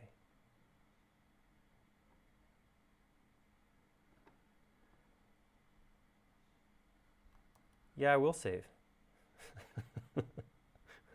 Sorry, I didn't mean for that to come out like I had attitude about it, but you're right, I should save.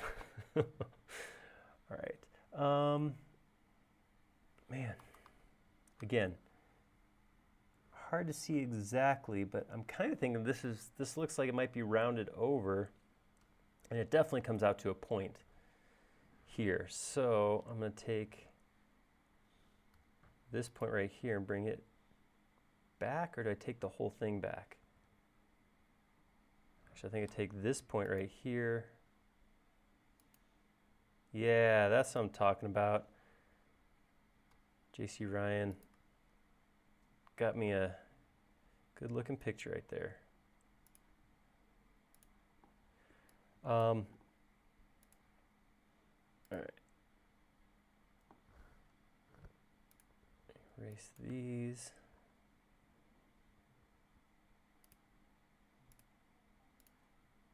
So I'm really just, again, I'm sculpting stuff right now. Moving geometry around and giving me the shapes that I think I want. I think that looks good, and then I can take this point back, because if you look at it on this picture, you see it does come to a point like that. So I think that is more closer to what I'm looking for. It's not quite parallel with this though, so I'll bring this line forward a bit. All right, I like that. All right, and JC Ryan just posted. There we go. All right, so this is kind of what we're looking at right there. Man, it's still hard to see. It looks like just a bunch of rectangles pushed in, or mesh pulled out. So, all right, let's look at that picture one more time.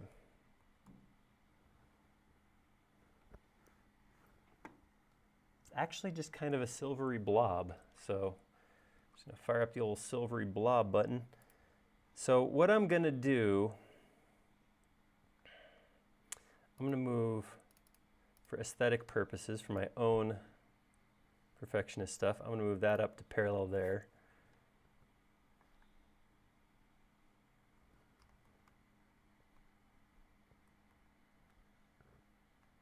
I'm going to, looks like it's rounded there, but I'm going to lay out an initial geometry for a mesh.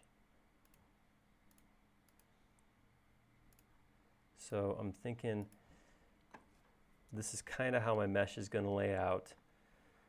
It kind of looks like on this drawing that it's rounded, but it's really hard to tell. I'm going to keep it a little simpler than that, I think.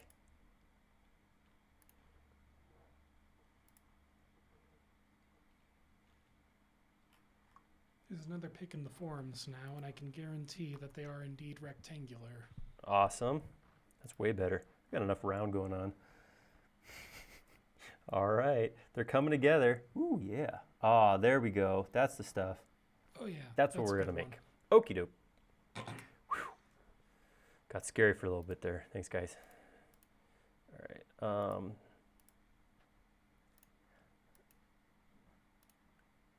All right. So I think something like that will be my mesh.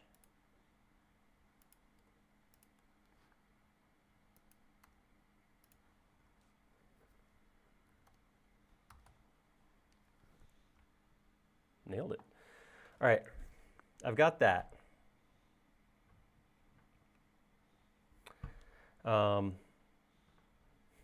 Yeah, so I've got that. I think what I would do, I'm trying to think of the best way to do this. I think it's a little bit of extra work, but I think what my inclination would be to do something like this. So when you do a offset, you just got to do it the one time, and then you can double click on the rest of the surfaces to get the same geometry. You know, there are extensions out there. My whole belief in myself to be able to grab an extension I've never used before and just use it live has of course been tainted by the fact that I can't do that. But there are extensions out there that will take a mesh and offset. I think there's one called Offset Mesh that will do exactly what I'm doing now in one click, where you grab one mesh and you say offset it, and it just goes, whoops, it goes and does it. Prevents you from doing stupid stuff like what I just did again. But like I said, one of our first, this is going way back, one of our first models like this, we did that where I played with extensions live, and it was a lot of time of learning how to use an extension, so I don't do that anymore. For everybody's benefit. We all win that way. And then let's see, then I want to just, how far did I actually offset that? 3/16. So I'm just going to grab it, push it in. I do have a shortcut for the cleanup that I'll have to do afterwards though.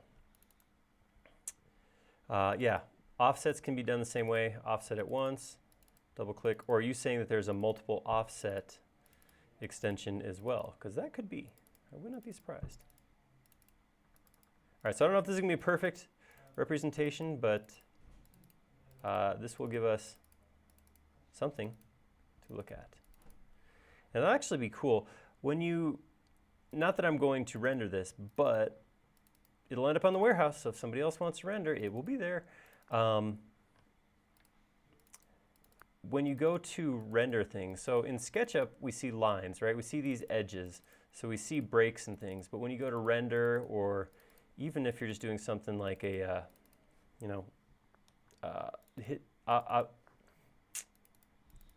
occlusion, ambient occlusion, man, can't do math, can't spell, can't talk. I don't got a lot going on right now. All right. One of the things I could do right now to clean this up, I do want to get rid of all these extra lines. So one of the things I can do is I can do a big old sweeping select like this and use the extension cleanup to merge faces. So that'll take those faces and just put them all together, because that's all they were, is a bunch of coincident faces. It does a good job, but it ends up leaving sometimes these extra lines around here, so I can go back to extension again, clean up, and say erase straight edges, and there we go. So now there's our killer grill. Chat has a suggestion that may be of interest to you. Yeah. They suggest you save.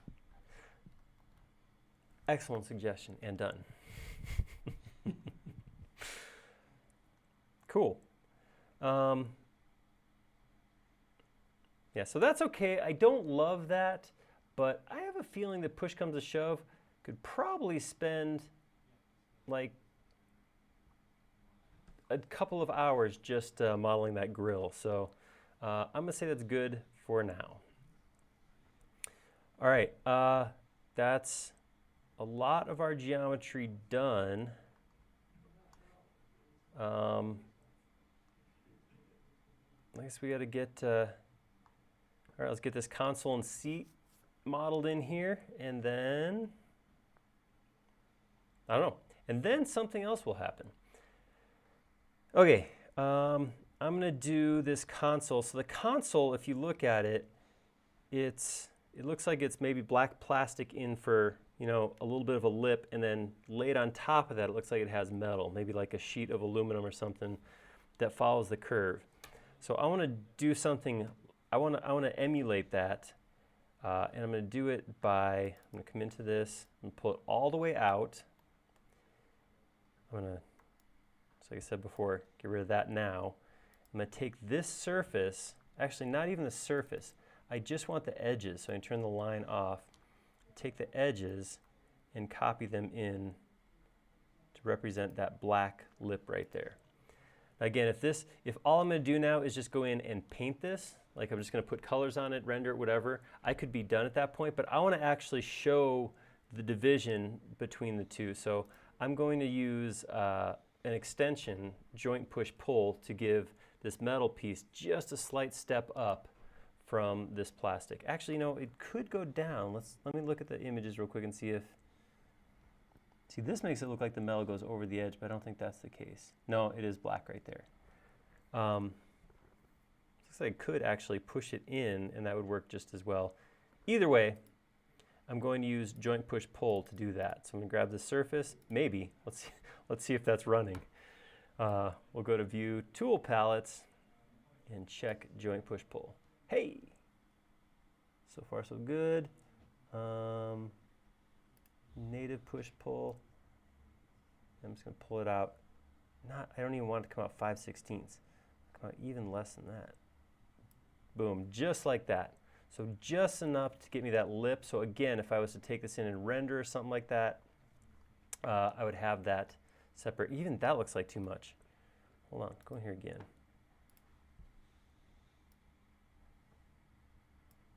There we go. So I just want enough so that I have that break there. So there are some details on here. There's like a shifter knob, and then I don't know if those are like supposed to emulate radio. So there's stuff going in here, but it cuts across the whole thing, so I'm not going to do that now. I'm going to do it after I make both halves, and then I'll merge them together and put the details onto the merged piece. I think similarly with the seat, I'm going to take this piece across like this. Actually, no, I'm not going to do that. I'm going to take this and move it over here, pull that in 1/4 inch, and then I'm going to grab these 2 lines right here, or I guess these 3 lines. I'm going to offset those that same 1/4 inch. Actually get rid of this geometry here, I don't need it. And I can pull this face across here. It looks like what we got is like a metal pan there that the seats then sit inside of. So that's going to be half of that pan shape. And now inside that I'll have kind of I'll just do one shape that's going to represent the bow of the seats, the seat cushion. I'm going to take all of this, make it a group, and now I'm going to do this. Come up, come over,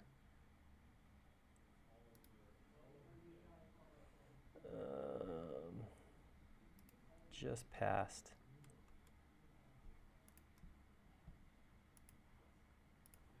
All right, so I have that shape right there because I want to come in and I want to draw the bulges that are going to represent those seats. I'm going to do that same as I did before. This makes a lot of sense to use Bezier curve on as well. So I'm going to do the same thing and draw Bezier curves. And I got to look at this. So I want this curve. This is a little bit of just breakdown of how to do this. So I want this curve to come up from here, to come up, kind of curve over like that, come down, and I want to tie in right here at the edge. So that means I'm going to have one curve that's going to come up kind of like this, and then I think I'm going to have a second curve to go here. I don't think I can do all of that with 2 curves. So I'm going to go from here to here with the first one. This first piece is going to kind of come up almost vertical. I want my second one to end starting to go down like that. I'm going to click here to here. My first line, I want to go tangent to that edge I started to create like that. And then this one right here, I want to bring it out so it bulges more at the bottom. So something more kind of like that. Uh-oh. Perfect. Nailed it in one. All right. Yeah. Let's try that again. So the problem was at that end one, I came off my plane. There's no reason for me to have this geometry like this. This is actually, there's my problem. All right, second try is always better. See, I'm improving my technique like Dave was saying. All right, so I'm gonna go tangent to pull it out a little bit like this, and then right here, I'm gonna come out to, there we go, something like that. I'll do the same thing down here. I'll have one go here to here, come out almost on that line, start to go the direction I want that bulge to go. Tangent here, and then get a little bit of more of a cushion there. All right. Okay, so now I got to get that to close up. Here's what I'll do. I'll trace this seat, which should give me, no, actually I don't want to trace that. Wait, undo, undo, undo. Let's just get rid of all this. So what I want to do now is I want to use those lines to create geometry. Slides into here. Let's see if I go like this. What if I made something out of plane? Let's see. Draw a line like this and see what happens.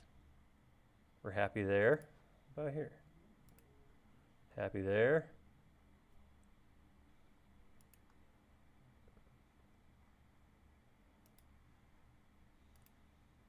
Something is thinking it's off think it's something to do with this little corner right down here. Yeah.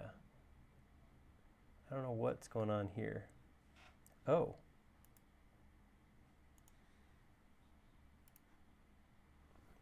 That'll do it. Yeah. It's amazing how often, I'd say 9 out of 9 times, planes won't close when they have gaps on them. Mm-hmm.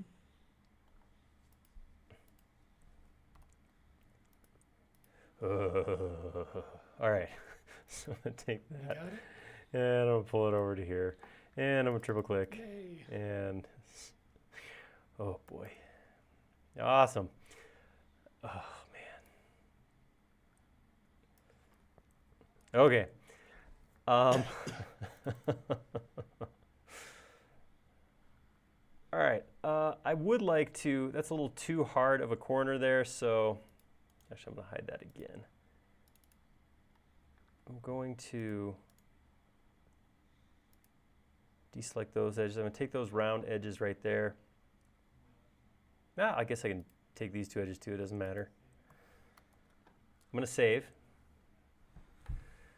Yeah, that was my Herman Munster impersonation where generally groaning at myself. All right, let's take this way down because it's more like maybe 0.5. It might actually, I might not be able to, this corner here might cause issues for me, 0.5. Oh, yeah, see how hard that cuts back? I'm gonna have to go pretty small like. All right, that's gonna work. It's just such a sharp corner that it's not gonna make it easy to clean that up.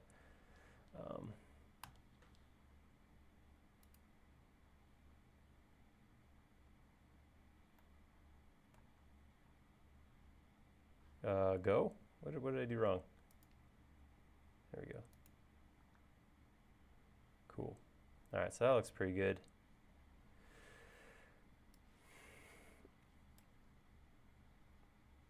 That's gonna work.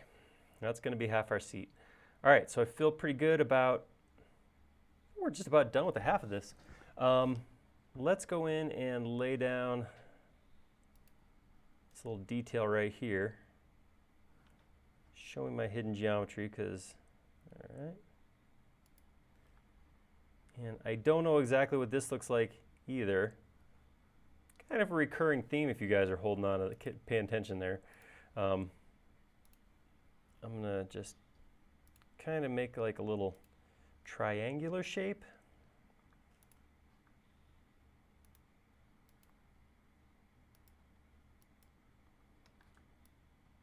And I'm just gonna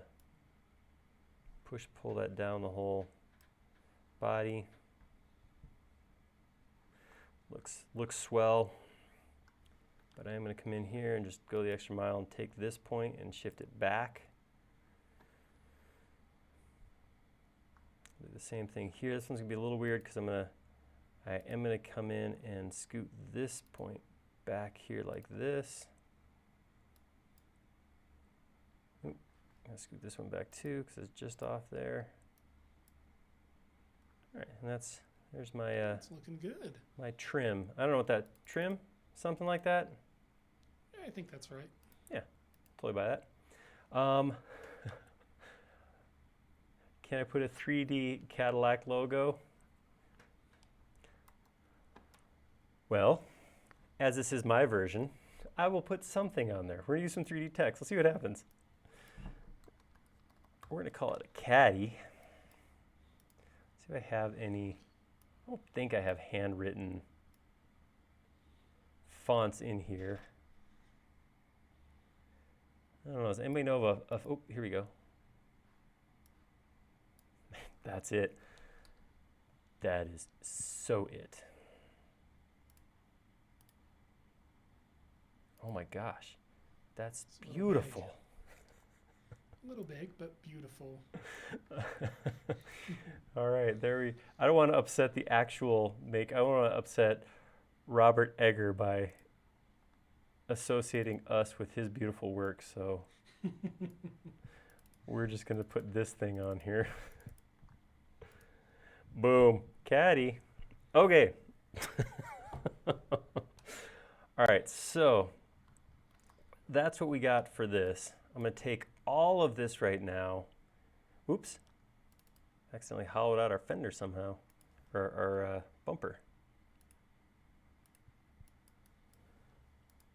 All right, so I'm going to grab all of this, going to copy it over here, right click, and flip along the green.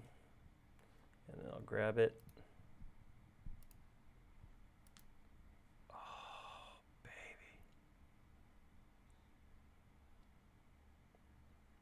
All right, I'm totally fessing up. I did make this a little bit too long, but I don't care. All right, I'm gonna come back here and, oops. I'm gonna take this shape right here, minus this and this. I'm going to offset just these lines like that, and then push that up to create a wheel well.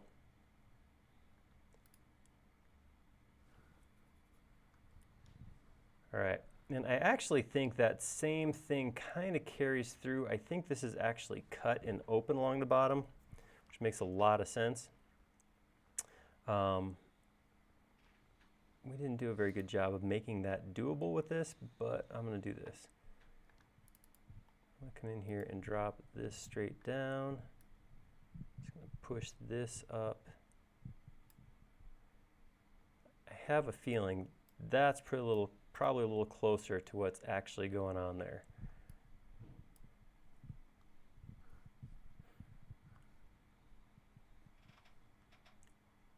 All right, something funky happened here.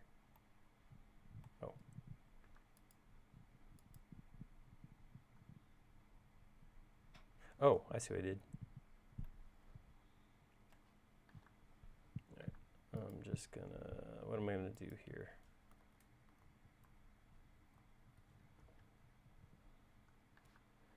Push this through most of the way.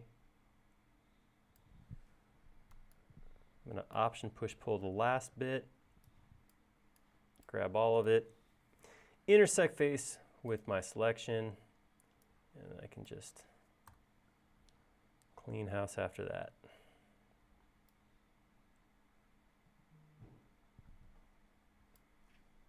Awesome. Cool.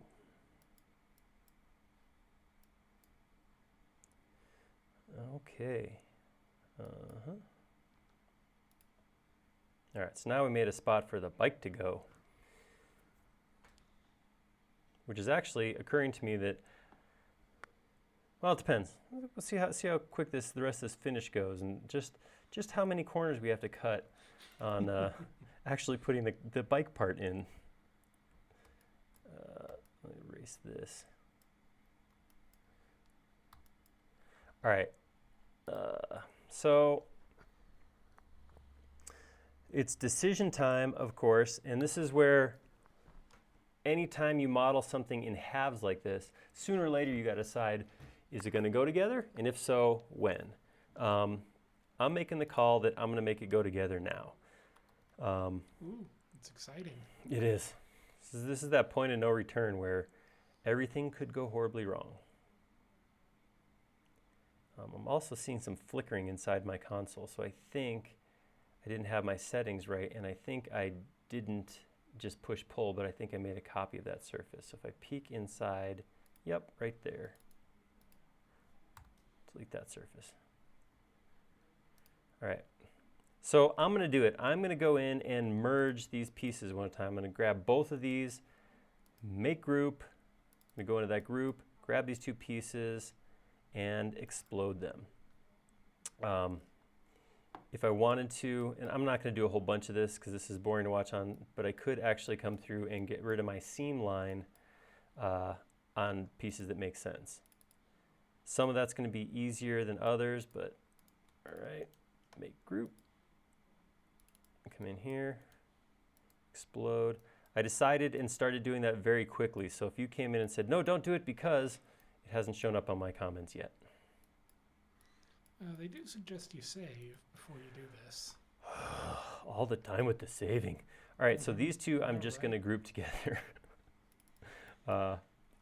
There's no intersecting geometry there, so the two halves, of course, will be the big ones. And come in here, explode these. So I got to look and see. I think I had flat most of the way up, so I can actually just erase that line.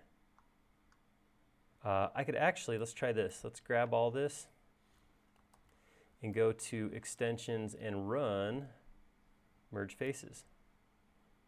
Ooh, look at that. Done in one. Good. All right, let's do that some more.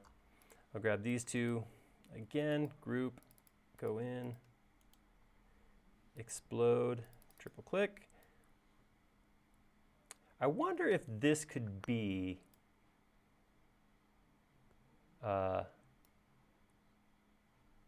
that one didn't seem to work.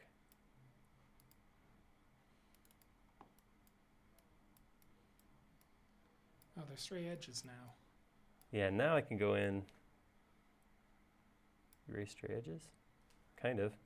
Well, some of them are. That was odd. Yeah, again, one of those times where I could sit and try to figure out why the extension didn't do what I want, or just get it done. I had you guys enjoy this because I've used a term on here without thinking about it, just kind of threw something out there, and I heard someone else use the same term. That's the term brute force modeling, which I have used a couple times, which is where I stop searching for the elegant solution and just go into get her done mode. And I heard someone else actually use that term. I thought that was so interesting because I thought it was being original. Turns out I was just copying Mike Tadros. All right, so I'm going to grab all of that and all of that. Actually, just grab everything except for these two groups and that one group now and try the same thing. I'm going to go in here, clean up, and say merge faces. Huh, must be something about the curve. Let's see if I go to clean up and I say erase stray edges. Huh. That's very strange. It is. Explode these two. It's actually, no, maybe it's happening because it's saving me because I didn't do something I need to do. Could be. Let me show you. SketchUp's smarter than me. It's like, you want those lines still. Hold on. Watch, because there's a thing that I want to do. All right, so if I look at this geometry, I got this line right here. I'm going to take that line, I'm going to scoot it over this way. I'm going to copy it over this way. And then I'm going to grab my paint bucket. I'm going to go grab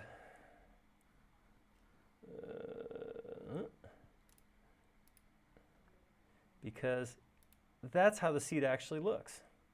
Oh yeah, you're right. Thank you, cleanup. All right, so I'm going to do the same thing. I'll just come in here while I'm in here, since this is too deep. And we'll use this as our metal. Not All right. bad. I like it. All right, one last piece back here.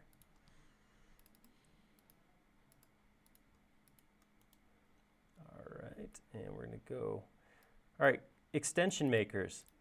These steps that I'm going through, taking two halves, putting them in a group, going in and exploding them, maybe even erasing the seam between the two.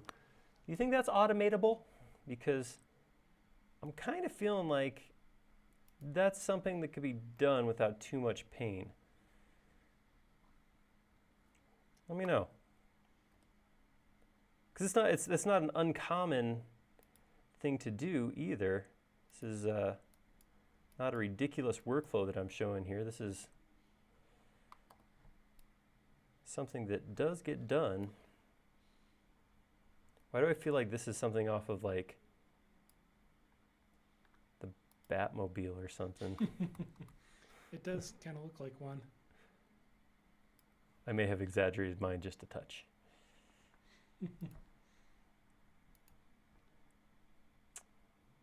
Yeah, that's true. I could probably have just used, Dave's pointing out that I probably should have looked towards something like Outer Union or Shell or something like that. That probably, now that I'm done with them all, would have been the way to go. Oh man, this is looking pretty sweet. I'm feeling kind of happy about this. I'm liking it too. What is this? Oh, it's just straight geometry. All right, my to-do list. I gotta get the console drawn in real quick, get our steering wheel on here, got a side view mirror right here. Ooh, I got a little, I wanna do this now. I wanna do the little hood ornament. Kind of feel like it should be done last because it feels like icing on the cake, but it also looks like fun. I totally get that. Being as that I am just such a creature of discipline.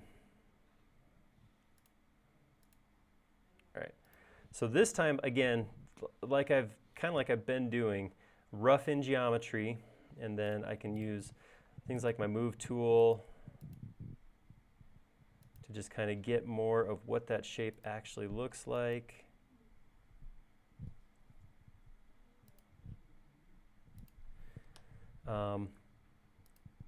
I'm going to point it out because it bears pointing out, but it surprised me some people have no idea that when you use the move tool, nothing is selected. You can grab a point and move it wherever you want. Just throwing that out for anybody who did not realize that. Not judging, but it is there. All right, I'm going to grab this, give it a little bit of width one way, come over the other way, hit Option. Hold on. Come this way, 1/8 of an inch. Come this way, Option, 1/8 of an inch. Because this is not just, I want to give it a little bit of a depth. I don't want to go through too much work, but I'm going to go in here and grab these two edges. I'm just going to move them vertically.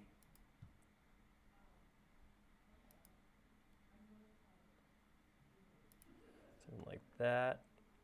I'll grab this point here. Bring it back about 1/4 inch. Probably could have done this one in halves. Yeah, but that wouldn't be as interesting. I like that. That's a positive spin. All right, I'll take this point, and I'll scoot them forward.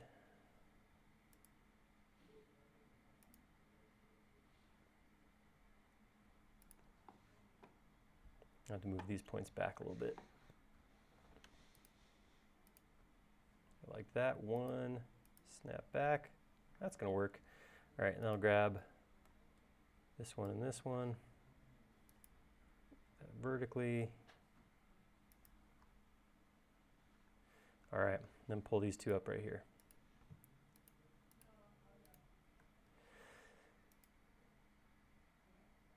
All right, and then I can grab all of that and smooth it. Good. I think I do have,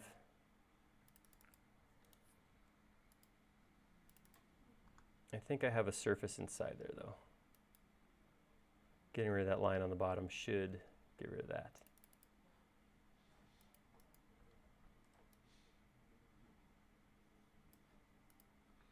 All right.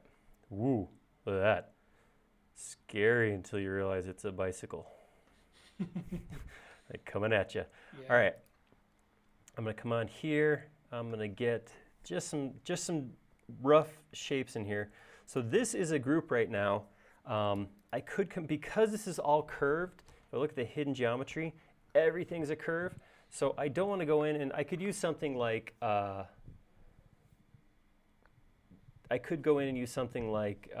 is it? 2D or tools on curve, something like that, to go in and draw my shapes. I don't have that installed. For one reason I can't do it. The other reason I just want to I'm not going to put a lot of detail into these. So I'm going to come here to a center point, I'm going to pull out this cup holder, and then I'm going to, did I go into context? I just did the thing I was just saying I was not going to do. First day back, it's okay, first day back. All right, I'm going to draw a flat one, so I'm going to constrain to the blue axes, find a midpoint, pull that out. I covered my reference image. Say there-ish. Pull that up, and I'm going to pull that down. The other thing I want to do here is I want to get a lip on this cup holder, so I'm going to actually do this, pull that through, and I'm going to make that to a group. In fact, I'll actually make this even easier on myself, which I don't do often. I'm going to model what the actual cup holder looks like. Oops. Something like that, and then maybe I'll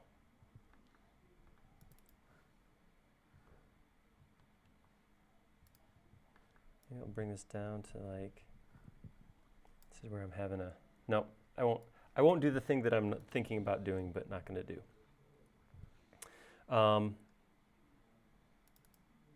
So I do have to, I think, bring that back up. Nope, that'll work fine. Okay, so I'm just going to grab, I'm going to come into this one. I'm going to grab just this surface right here and intersect face with model. So I should just get two concentric circles right there. And now I can do something like grab this one right here, use joint push pull to just pull that straight up just a bit to get that. And then this piece,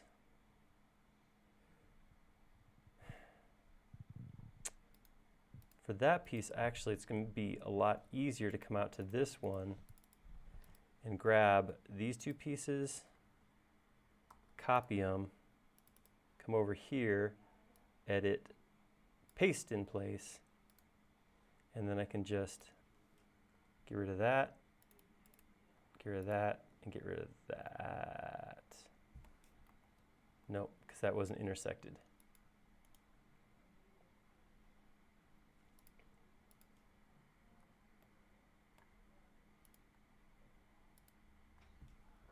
Still didn't work. In fact, not only did it not work, that got straight up ugly.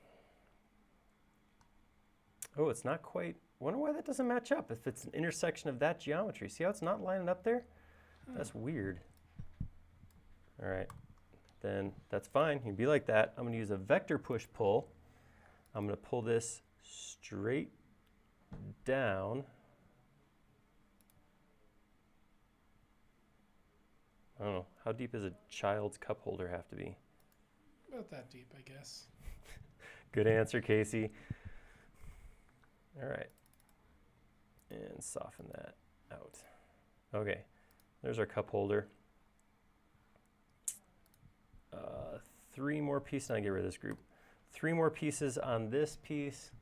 There is like a stick shift sticking out right there. Like a knobby thing there. These are all technical car terms in case you guys aren't car aficionados. So I'm going to come in, I'm going to turn my hidden geometry on. Again, out of context, I'm going to draw a circle in plane right here. Pull that up like that, and then I'm going to also pull it through a little bit like that. And then I'm just going to do some, detailing here.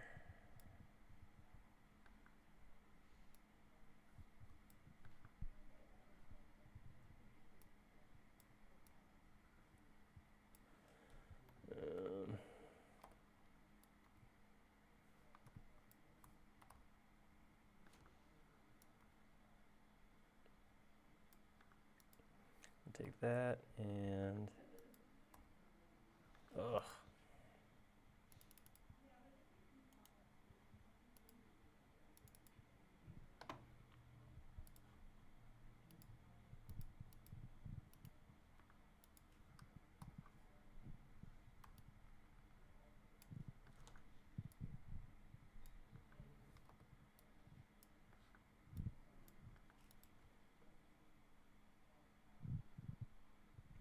I think it's a kid's cigarette lighter. I'm not 100% sure, but I'm fairly certain when I look at the geometry and I model kind of what I'm seeing here, I'm pretty sure that is a kid's cigarette lighter.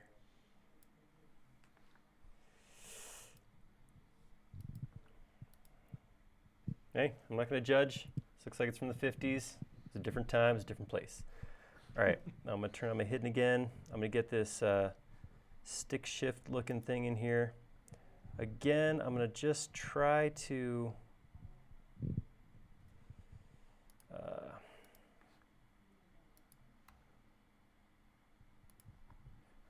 this kind of stuff is the stuff that is a whole lot easier when you're just making it up as you go instead of trying to follow someone else's thing. All right, so this is the rectangle that the stick sits inside of. I'm going to offset that like that.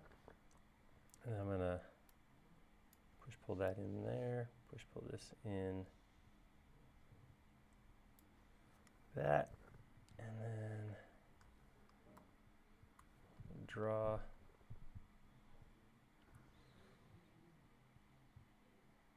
Is there a reason the push-pull tool is not being modified to do what joint push-pull does? I guess it's because we have joint push-pull. I don't know.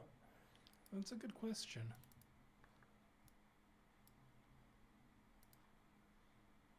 And this actually does look like it follows the curve, so this will have to get modified as well.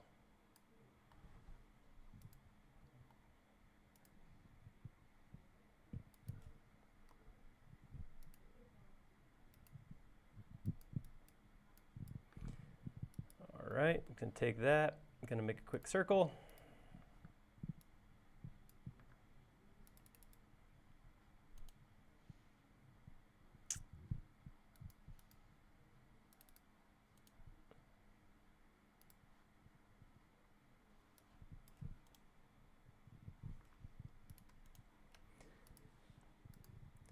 All right, so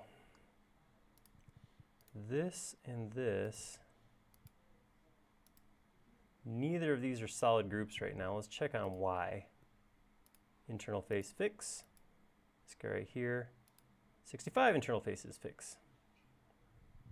Fix. Got to hit the button in order for it to work. All right, and now I will use as suggested.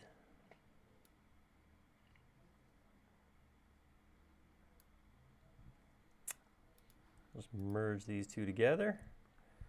And this one,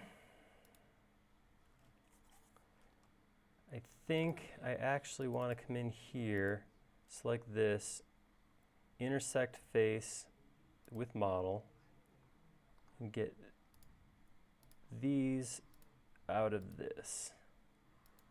Take this and delete it. I'm going to take this and joint push pull up to create that lip. And then from this, I want to take not all of it, but none of this exterior stuff, just this box.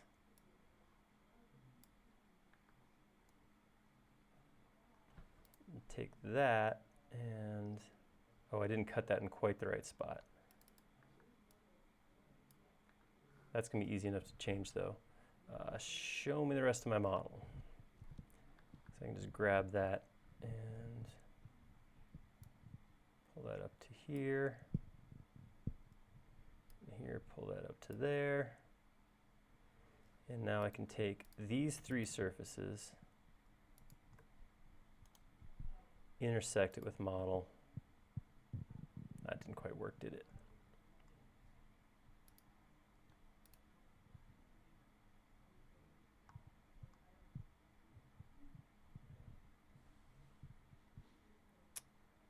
So what am I looking at right now? I'm going to grab all of this. I'm going to cut it. I'm going to go in context here. I'm going to paste that into context and explode it. Let that geometry merge. and then just come and delete the extra stuff off that I don't need. That's a simpler solution. Delete any of these extra. Not quite sure what's going on there.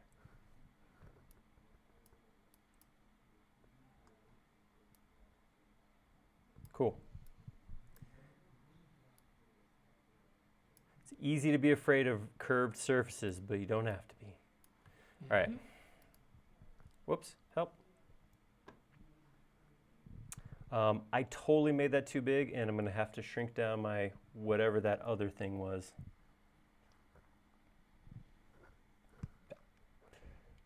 Because I don't understand it, I'm not giving it the attention it deserves. All right, I'm going to go right here, come across to here. I guess I'm just going to make a small row of buttons. I think that's exactly how this is going to turn out, because I don't know what it is. All right, push pull that in, push pull it out a little bit, like that.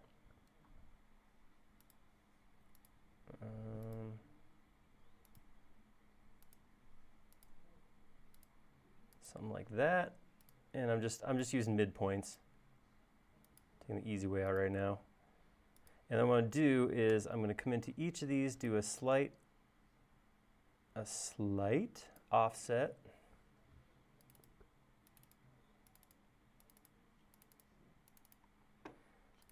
And I'm going to grab this and this and this and this and this and not that, this and this and this.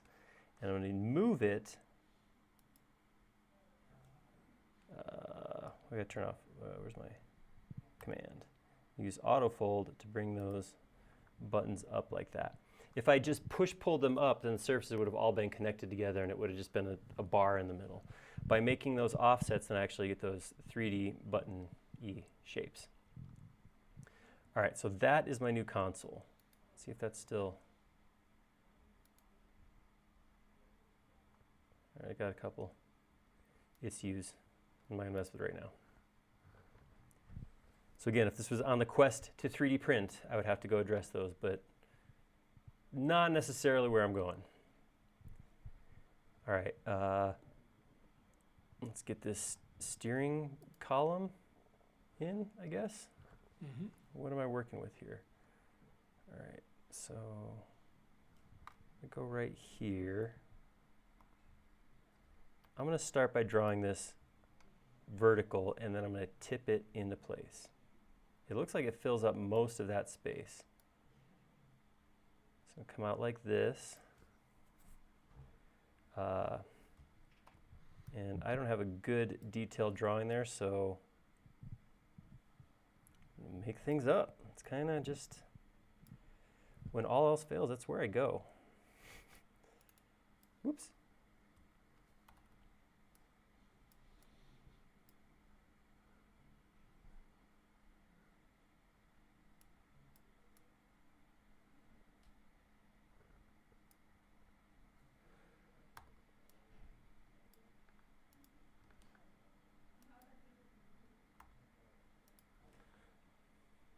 All right, something like that. I got an internal face in here.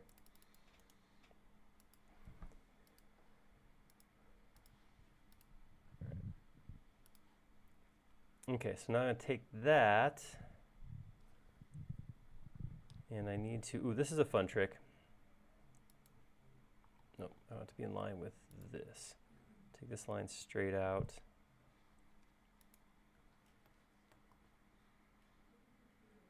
Draw a little circle right here.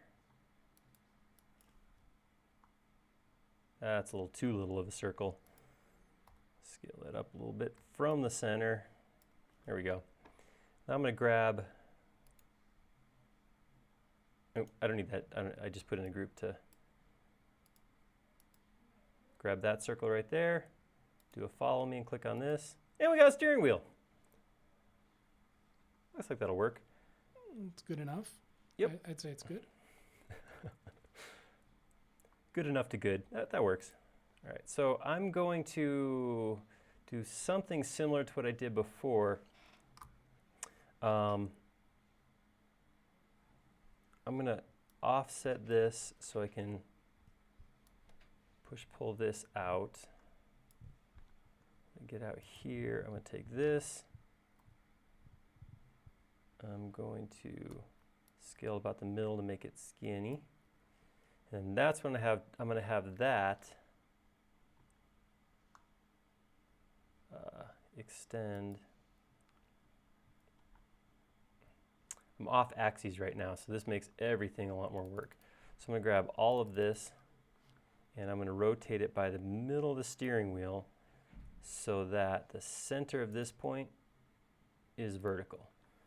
Because now I can do things like grab that geometry, grab that geometry and just move it up the blue axes until it intersects the steering wheel. And then I'm going to come down here and grab this line and scale it so they come out like that. And that's the detail I'm putting on this steering wheel. I'm going to take it and rotate it. Option 120 degrees to X. It gives me my 3 sides on my steering wheel. That's a steering wheel. That's, yeah, I would challenge you to say that is not a steering wheel. All right, now I'm going to grab this geometry and this geometry and this geometry. That'll work. I'm going to intersect face with the model. That's so it breaks that. Because then I want to grab this right here and I want to scoot it forward. Like, it's actually, yeah, it's probably something like that. My extra geometry on the inside's hanging around, but I want to delete that anyhow. Looking good. It is looking all right. All right, and now I'm going to triple click that. Oh, nope, hold up, I'm not. Because I do have a couple of knobs coming off that steering column. Knobs.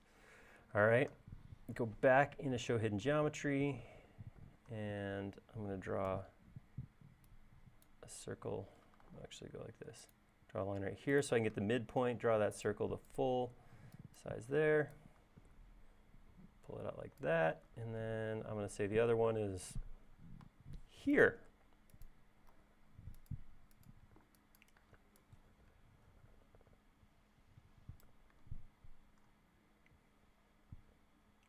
Oh, you know what? I should just do this once. Why do twice what I could do just, whoa. How about undo instead of that? All right. Grab this, scale that, option, shrink it down. Let's get a knob on the end, come out this way, and then scale that back up. Push, pull to pull it out. And I'll do it just one more time. Offset that, and then grab that, move it with auto fold to get a knobby look. All right, and we'll take Chat that. suggests we save just to be on the safe side. All the time with your good advice, you guys. All right. All right, I don't know really where I want to put this, but I do want to put it onto a segment. So as long as I grab one of these points on the arc and I snap to a second point on the arc, then I'll know that that should be on a face solidly. All right, now I can triple click to grab all that connected geometry, make it a group, and now I can come in and I don't have a specific, about there looks good.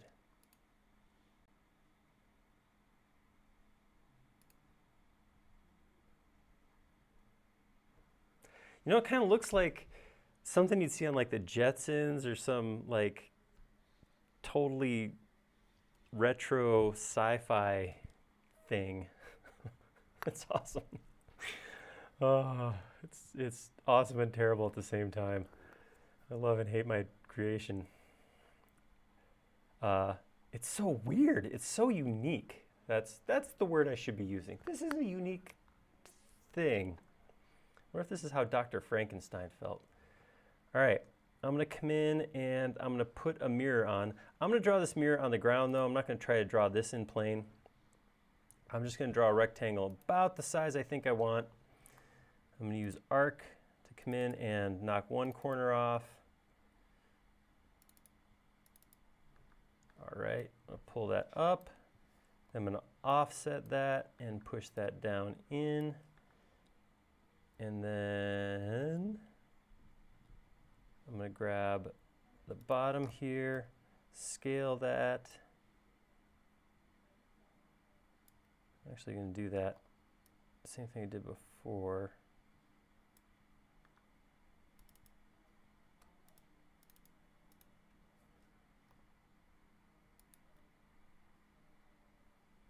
That's not gonna work because I lost my corners.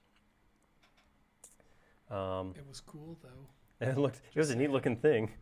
I'm gonna grab that whole thing and was, just but it was kind cool. of bring it back like that. All right, I'm gonna call that my mirror. And then I'm gonna, while I got you here on the ground, I'm gonna draw a circle from midpoint there, midpoint there.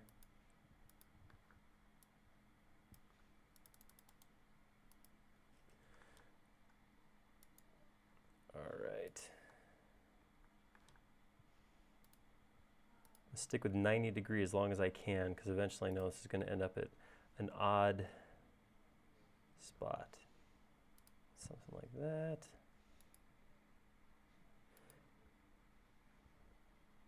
Moving arbitrarily is not too hard if you're willing to move one axis at a time. All right. So something like that looks like it's going to be good. This actually reminds me of older 3D modeling programs. I don't know how much of classic 3D modeling pros you've had, but where you had the 3 viewports and you had to snap from one to another to go in and make changes. It's really hard to tell what this thing is. It looks like it's a piece that comes out and then it goes into a stem at the back.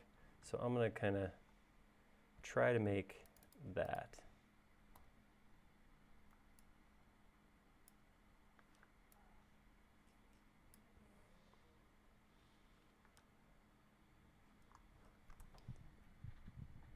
It's definitely lower too.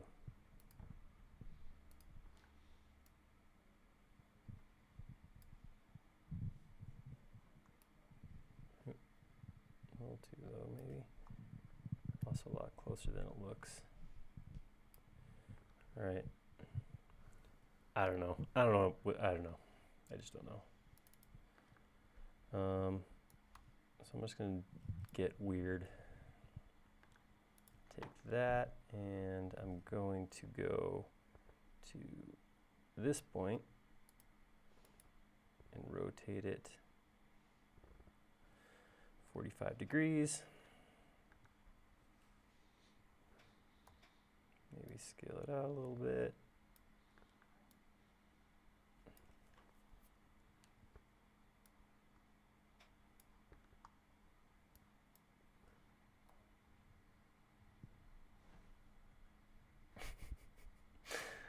Blind modeling. All right, there we go. Pull that this way a little bit. Pull it back this way a little bit.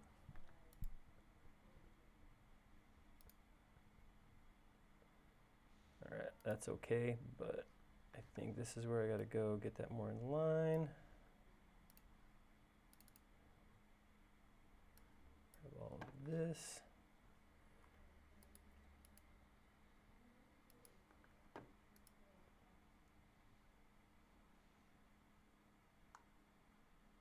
Not my favorite thing I drew, but it's along the lines of that. So you can see some thickness there. Maybe that was a little too exaggerated, but I was getting a feel for the aesthetic more than anything there, and It's looking good. couldn't stop myself. All right. Nope, that was not the right handle. All right, I'm gonna take that And I'm going to come in here. I'm just going to grab this, say intersect this face with model. That's going to cut it all the way around right there. And I can just go get rid of that chunk. All right, there's my mirror. All right, so it's so cool and weird, and I don't know. It's bizarre, but I like it. It is so weird. A lot. All right, I'm gonna put some tires in here. I'm going back and forth on the pedals. I know the pedals are an essential part of a bicycle, but I kind of want to like put some kind of hover mechanism in here instead of, I don't know. All right, I'm gonna find the center of this wheel well by just going back to my original geometry, drawing a couple lines. Okay, that's the middle. And then I'm gonna make this simple. There's definitely an issue with my geometry because I got a lowrider. She's gonna bottom out. So I could probably take that down a little bit. I could drop this down just a touch, but if I drop it down more than a little bit, it's gonna look awkward with this wheel well being too big, but them's the brakes. All right, so that's where I'm gonna put that one wheel. All right, I'm gonna take this and I'm gonna rotate it so that I have a flat section on the ground. Take that, rotate it to like that. And I'm gonna draw a super quick profile right here of the wheel itself, or the tire, I guess. I'm gonna draw something like this, and this will come over like this maybe, and then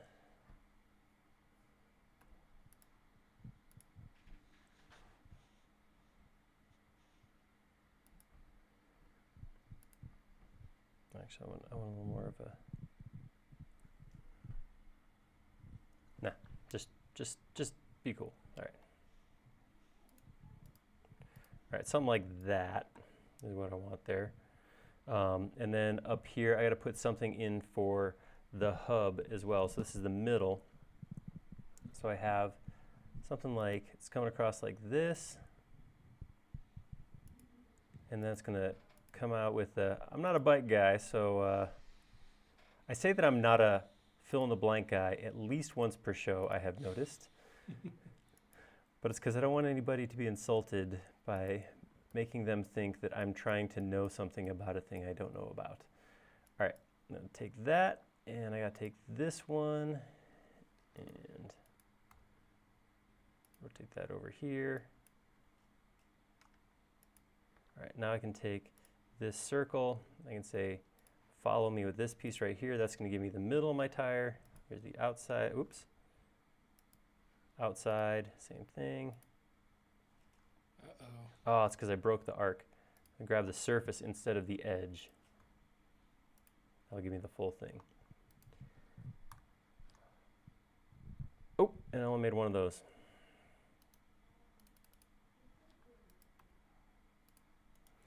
Flip along. I think red this time. Think so? Ah! Last time I take advice. I was wrong. Oh I'll man. admit that. You'd think 50-50, just it would turn out occasionally, right? But it just doesn't seem to work that way. All right. Yeah, it's weird, right? It is. All right, that doesn't quite look big enough. So I'm gonna scale it vertically first around the middle. 2. All right, that looks pretty good. Spokes. Oh, 3D model's heading out. It's bedtime. I don't blame you. I don't really understand how spokes work. I'll be totally honest. I get so confused every time I try to figure them out. I know they cross over each other, one side to the next. So I'm going to do something like that. I know this. It's actually really pretty simple geometry, I think. but I don't get how it works. If I go that way, it'll cross over. If I go here and here, maybe? Did that actually cross itself? It did. Dang it! So close. That's not right either then. Oh, then this must go to here. Maybe? All right, I'm gonna take that. And we're just gonna have to see what happens, because I don't know. I'm gonna take it, grab that, go from one point option to the next, X 23 times. I know that's wrong, but I like it. I'm not making excuses. I really, yeah, that's, ooh, look at that optical illusion we got going right at the hub. That was incorrect. All right, so I'm gonna try one more time. I'm gonna cross over a little bit further and take this one to here, and now they're just right, they're even now, so I'll take this one to, that's totally not right. Man, I don't know. All right, I'm gonna give up on this one, because I'm just gonna make something that looks closer. All right, I'm gonna rotate that from one Chat point. says what we're doing is wrong, but it's a good wrong. Oh, thanks, guys. You're failing, but you're failing well. Hey, Yeah, that's not too bad. that looks vaguely reasonable, I would say. I would say you would look at that and know it's a bicycle tire. Yes. And it's all connected, so you know what's going to happen? That's going to become a component. Well, there we go. And then a copy of that's getting stuck right back here. And then I'm running a couple of pipes up into here, and this thing's going to be pretty close to being done. Just in time, too. It's almost 3 o'clock. Hey. All right, so I need something to connect to back up here. We're making good time today. All right, is that straight? Looks straight even. All right, one more time, I'm gonna come in here. I'm gonna actually, no, one more time, I'm gonna align my axes to this so I can draw a quick circle right here.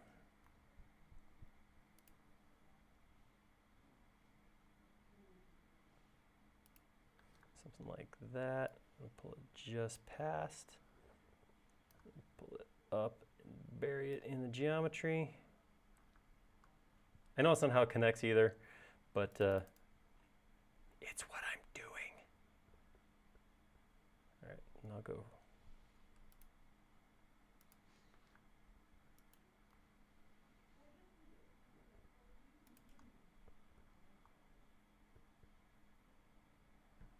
There we go.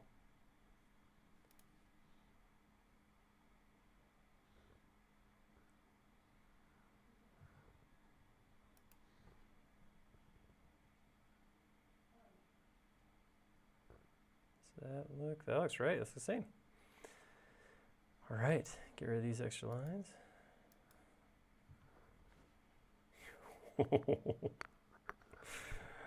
Oh, that is something. Oh, baby. That's a death trap right there. Look at that front end hanging out like twice the width of the bicycle. Oh, man. This is great.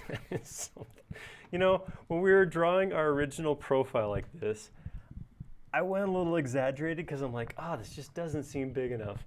And now that I put some actual material there, I'm like, oh my gosh, that's going to kill somebody.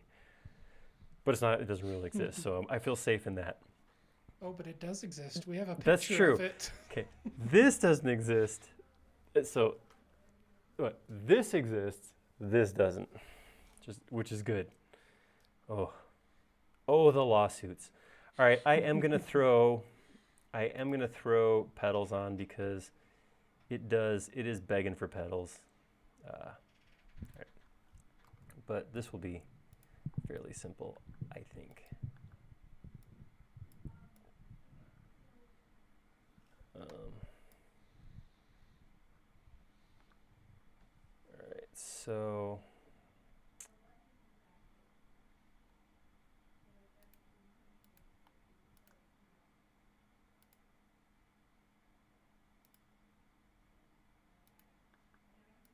pull that back like that, and I'm going to take this and just pull that out to make a pedal.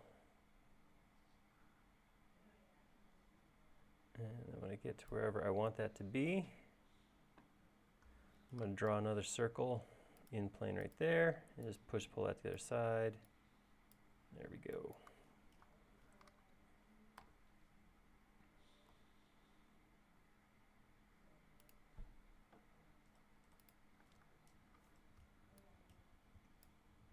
All right, and I'm going to draw a rectangle on this circle, same spot. I'm going to go to the middle of the circle.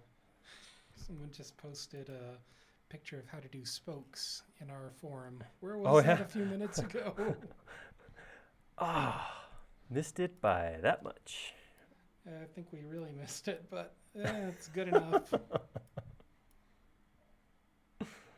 All right. This is why I love doing these streams. Something like this always happens, and it's amazing. All right. Why is that? I wonder why that's happening. Oops. All right. All right, so I'm going to grab all of that, make it a group. I know it's not the most beautiful pedal, but there was a reason I did everything I just did. I'm going to come up here, find the middle point of my dash, create one of my mirror flags, and got rid of my Keurig mirror shortcut. Did it get rid of Keurig mirror? That's weird. Nah, you never really know what I do on my computer. It's totally possible I did exactly that. Where's Keurig? There it is. All right. Mirror that along that flag I just created. It's going to put one on the other side. Forgot to hit Option.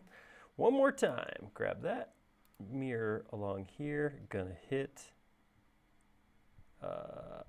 Hold on Option. Click there. So I have two. And I'm going to take this one. I'm going to rotate from the center of this point 180 degrees. There we go. And we got pedals. All right. Oh, I should also get rid of this. Or just make it face the right way at least.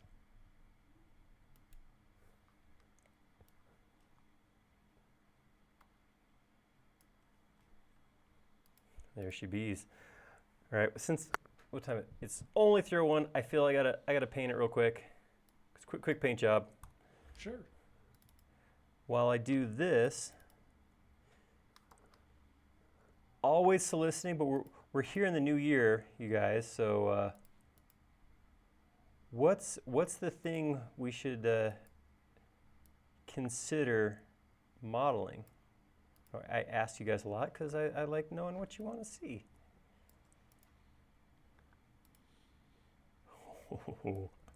Oh, it's party. All right. Oops. I didn't explode these. While I do this, let me know. What do you guys think? What should we be modeling? What's up next? I don't have anything for next week right now. There's nothing on the board, so. Someone from Twitch suggests the Cybertruck from Tesla. Okay, you know, actually I made a joke about that because it came up once and I'm like, what are we gonna model the other 2 hours and 50 minutes? But it does have some details. You have to look for them, but they're there. They're very subtle. Yeah, there's not a lot to it, but yeah, I'm not opposed to that. That could be fun. As soon as we get a chance, we'll show some sub D stuff just in the last minutes because we promised we would.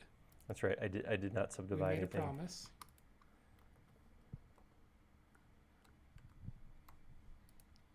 So as soon as we get some of these colors on here. I don't get to color stuff very often. You guys have probably noticed that everything that I upload to Warehouse ends up as pretty much just white. Part of that's because I like the look. I like that nice, clean, single color. You know, I like the way that looks. But I think if we start with silver on that one. Yeah, and would then be just fastest. drop black in where.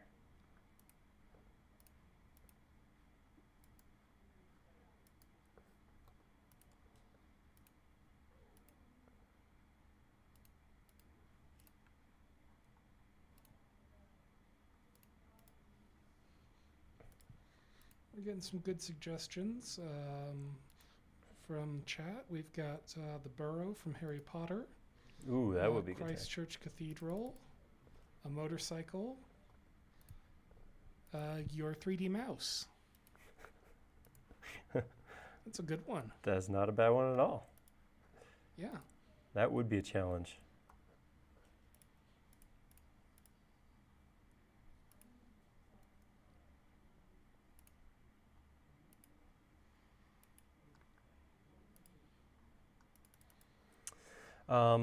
Something I just want to point out, generally, I may have said this before, but it bears saying again, when I do come in and add black, I almost never add black. Black is the color of my outlines most of the time, so black on black, the only time you can see the difference between the face and the color is if you catch at the right angle. So I do generally use a few percentages less than actual black. It looks like somebody is suggesting something with interactive components. I think they might mean dynamic components. I'm not sure. Can you expand a little bit on that one? So, assuming we are talking dynamic components, I've actually just started a series of videos on dynamic components. Like literally yesterday, started recording that. Well, that's so fortuitous. yeah, that will happen. It's not live, which honestly I'm kind of okay with because when I do dynamic components, there's a lot of back and forth, and there's math in there, guys. So I don't know that it's something that anybody wants to watch me do live anyhow. That's one of those topics where it's better that I get a chance to think a little bit and then come at you with a little more prepared answers for things. Fair enough. I totally get that. I know, there's a lot of clicking, but it has to be done. Otherwise this grill looks... I feel like now that I'm done, I should combine every other one of these because this grill is so very, very, very long. But it definitely adds to that whole this is ridiculously long aesthetic that I have created. Yeah, it's not bad. Oops. So I like the idea of the Tesla truck. We'll throw that on there. Somebody mentioned something else topical. It's not topical anymore. So do it before everybody forgets. But the burrows would be a fun one too. The cool thing about the burrows is I've actually seen like they're hand drawn, but I would say plans for that house, which is kind of cool because we could potentially work off of something in, fairly real dimension. That'd be kind of a fun one.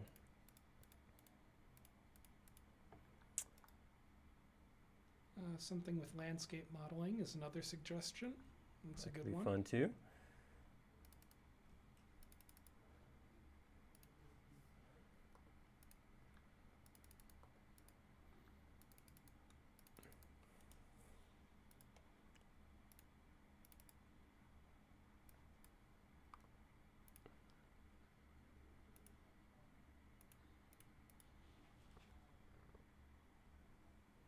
Did I make this a component? Might have to do this twice. I can't remember. I think you made it a component. We did. Oh, we're done. All right. It's ridiculous and silly, and I love it. Oh man. All right, let's get the same shot we got right here. Not bad. That front end though, man. Whew. It's because mine's got an extra couple cylinders in there. It's my 14-cylinder engine. Oh man, that is so something. So, Good call, Dave. Good call. That was a lot of fun. yeah. We can all thank Dave Richards for this. Nope. Dang it. I still can't get right. This. Still don't have that. Whoop. Don't have the weatherman ability to gesture using the green screen properly. As soon as I think I got it down, I go the wrong direction again. That was awesome. Oh, what happened? I don't know. All right, I get to do it again. Oh, just the black. I must have hit undo. There we go. All right. Super sweet. All right. Now, Love this thing. Oh, man. I'm gonna save it. good idea. All right. I really don't have much more to do on this thing, so I will probably upload this even tonight. So if anybody's looking for a thing to put some shininess on and render over the weekend, I got a thing for you. Yeah, I'm gonna go in here and get rid of my watermark because I need it no more. And I like the back end, but whoa, look at that thing coming at you. That's probably my thumbnail right there. I'll save it in 3D. So we got some time left to do some sub-D modeling. Sure, yeah. Because we did make a What- promise, so we're Is gonna there do a that. thing we could stick on here that we could subdivide? I'm just trying to think of a way to incorporate. We can just do some freeform subdivide modeling if we need to. I Just got it. Show some. I'm gonna do something right here. I'm gonna come down here. This isn't actually on here, I know, but I'm gonna do it anyway.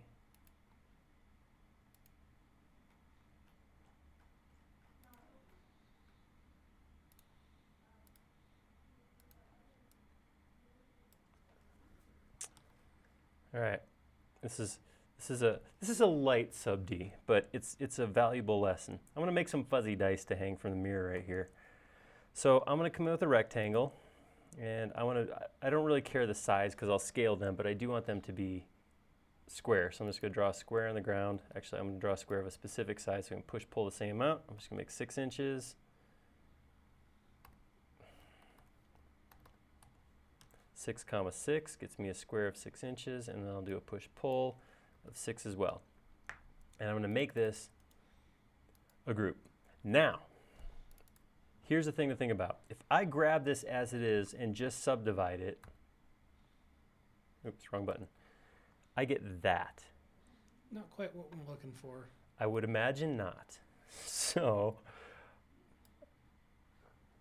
as I increase that subdivision, it's going to get more and more like a ball. So not fuzzy dice so much as tennis balls, what we're looking at right there. So there's a couple things I can do about this. If all I'm trying to do is kind of just soften the corners a little bit, I have a solution. So I'm going to take this, make a copy of it, stick that over there, unsubdivide that, and unsubdivide that. So the way subdivision works is it breaks up your geometry based on connecting geometry. So it takes two pieces like this, and based on how long these pieces are, softens them. So when I have just one piece going across the whole thing, it basically creates an arc from where this connects to where this connects, pulls it the whole way across. So if I wanted to do something like we were just looking at, where I want to just kind of soften part of it, what I'd want to do is create a break in this plane. I would do this by doing something like that. I'm going to do that real quick on all the sides. Whoops. Make it the same on each side. Something like that. So now when it goes in subdivides, it's only going to pull an arc basically from here to here, so it's going to round over the corner instead of rounding it from all the way across. Now this isn't going to work right now because I don't actually have subdivided geometry. One of the things I need to do in this case is I got to actually come in and either do this on all the corners, so I have, you know, it'll be rectangle, rectangle, rectangle, or do this on the corners. Either way, that's a time-consuming process, so there is an extension for that. Right up here, I have this thing called split donuts.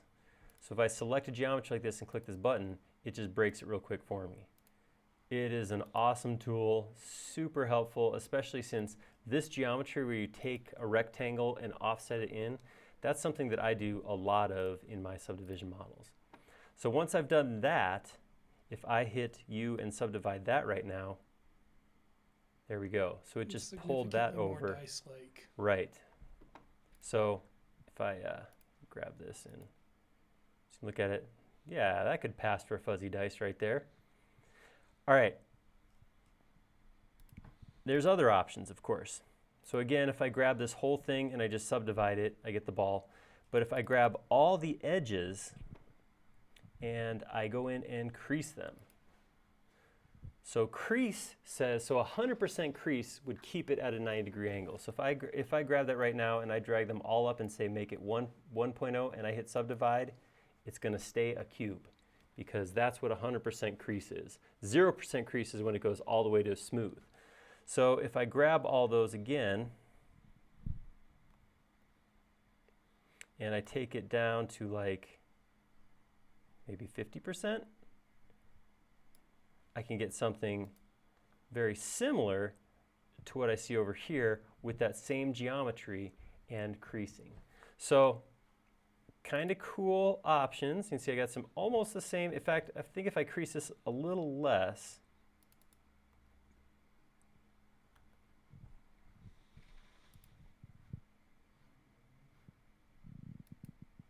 I got to turn my lines back on to crease my lines. That makes sense. All right, so let's take it to, let's go a little bit past. Let's see if we can almost match what's over here. Oh, too far. 25? Yeah, something like that. You can see you can almost get the same geometry. And if I do turn off, now there is differences. There are differences. You can see the corners here. And that's kind of because the way that I did those corners. If I turn on my hidden geometry, oh, and I do have to turn those lines back on again. You can see, because this is subdivided as a full mesh, I have a very nicely ordered mesh. Whereas over here, because they're different pieces, I get this kind of spider webbing stretching effect across the mesh where it gets dense right here in the middle and then spreads out towards the corners. So there are differences, but you can see that's one of the things, an example of creasing. Creasing is kind of one of those obscure things to really nail. It takes a little bit of practice, but that's a pretty good example. And this was a good opportunity to show that. All right, having done that, I'm going to take both of these dice and I'm going to unsubdivide, because what I want to do is I want to get them pointing so that there's a corner face. No, I want to just do that. I'm just going to take it right like this. I'm going to find the middle point here, and I'm going to connect that to one of these strings I made. There you go. That's a little big. All right, let's scale to about 50%. All right, let's stick that right there. Grab this one. Grab by the middle-ish. Stick that right. Oh, I forgot to scale that. Ha. You mean you didn't just know that I wanted that scaled? All right. Obviously, that's an issue. So what I'm going to do is I'm going to rotate this one from this point on the red axis. I'm going to kick it over a little bit like that. I'm going to grab this one right here, rotate it on the red axis, kick it over like that till they just touch. And there we go. There's my two dice. Actually, I'll bring it back a little bit because as soon as I subdivide it, my corners are going to disappear. So I'll actually take this one again, red right here, and just bring it back down till it just touches that one. If you want to see more subdividing, I would recommend checking out the Olaf Frozen video that we did a few weeks ago. That was a lot of subdividing. That was a lot of subdividing. That was a lot of fun, too. Yeah, fun. All right, well, pink fuzzy dice. Challenge. It goes with the teal. I am going to come in here and I'm going to do something. So one of the things that you generally want to do with subdivision tools is keep your control mesh intact as long as possible until you're ready to be done. And you know, I'm just going to leave it because this is a SketchUp model and I want to see my lines, so I'm going to leave it just like that. Titus making a sweet word pun of your Olaf. We modeled Olaf, the annoying snowman from Frozen 2. Yeah, I still didn't see Frozen 2 yet. I don't know that I will. Same. Just maybe if it goes on Netflix or something, I'll take a look, see what the fuss is about. Actually, I have heard several. You know, everybody has their own kind of movies they like, and that's absolutely cool. It was not my favorite. I like a lot of Disney and Pixar movies, and there's some I've watched several times. It didn't catch me. It's fine for what it is. Yeah. I know some people love it, mostly females between the age of 5 and 10.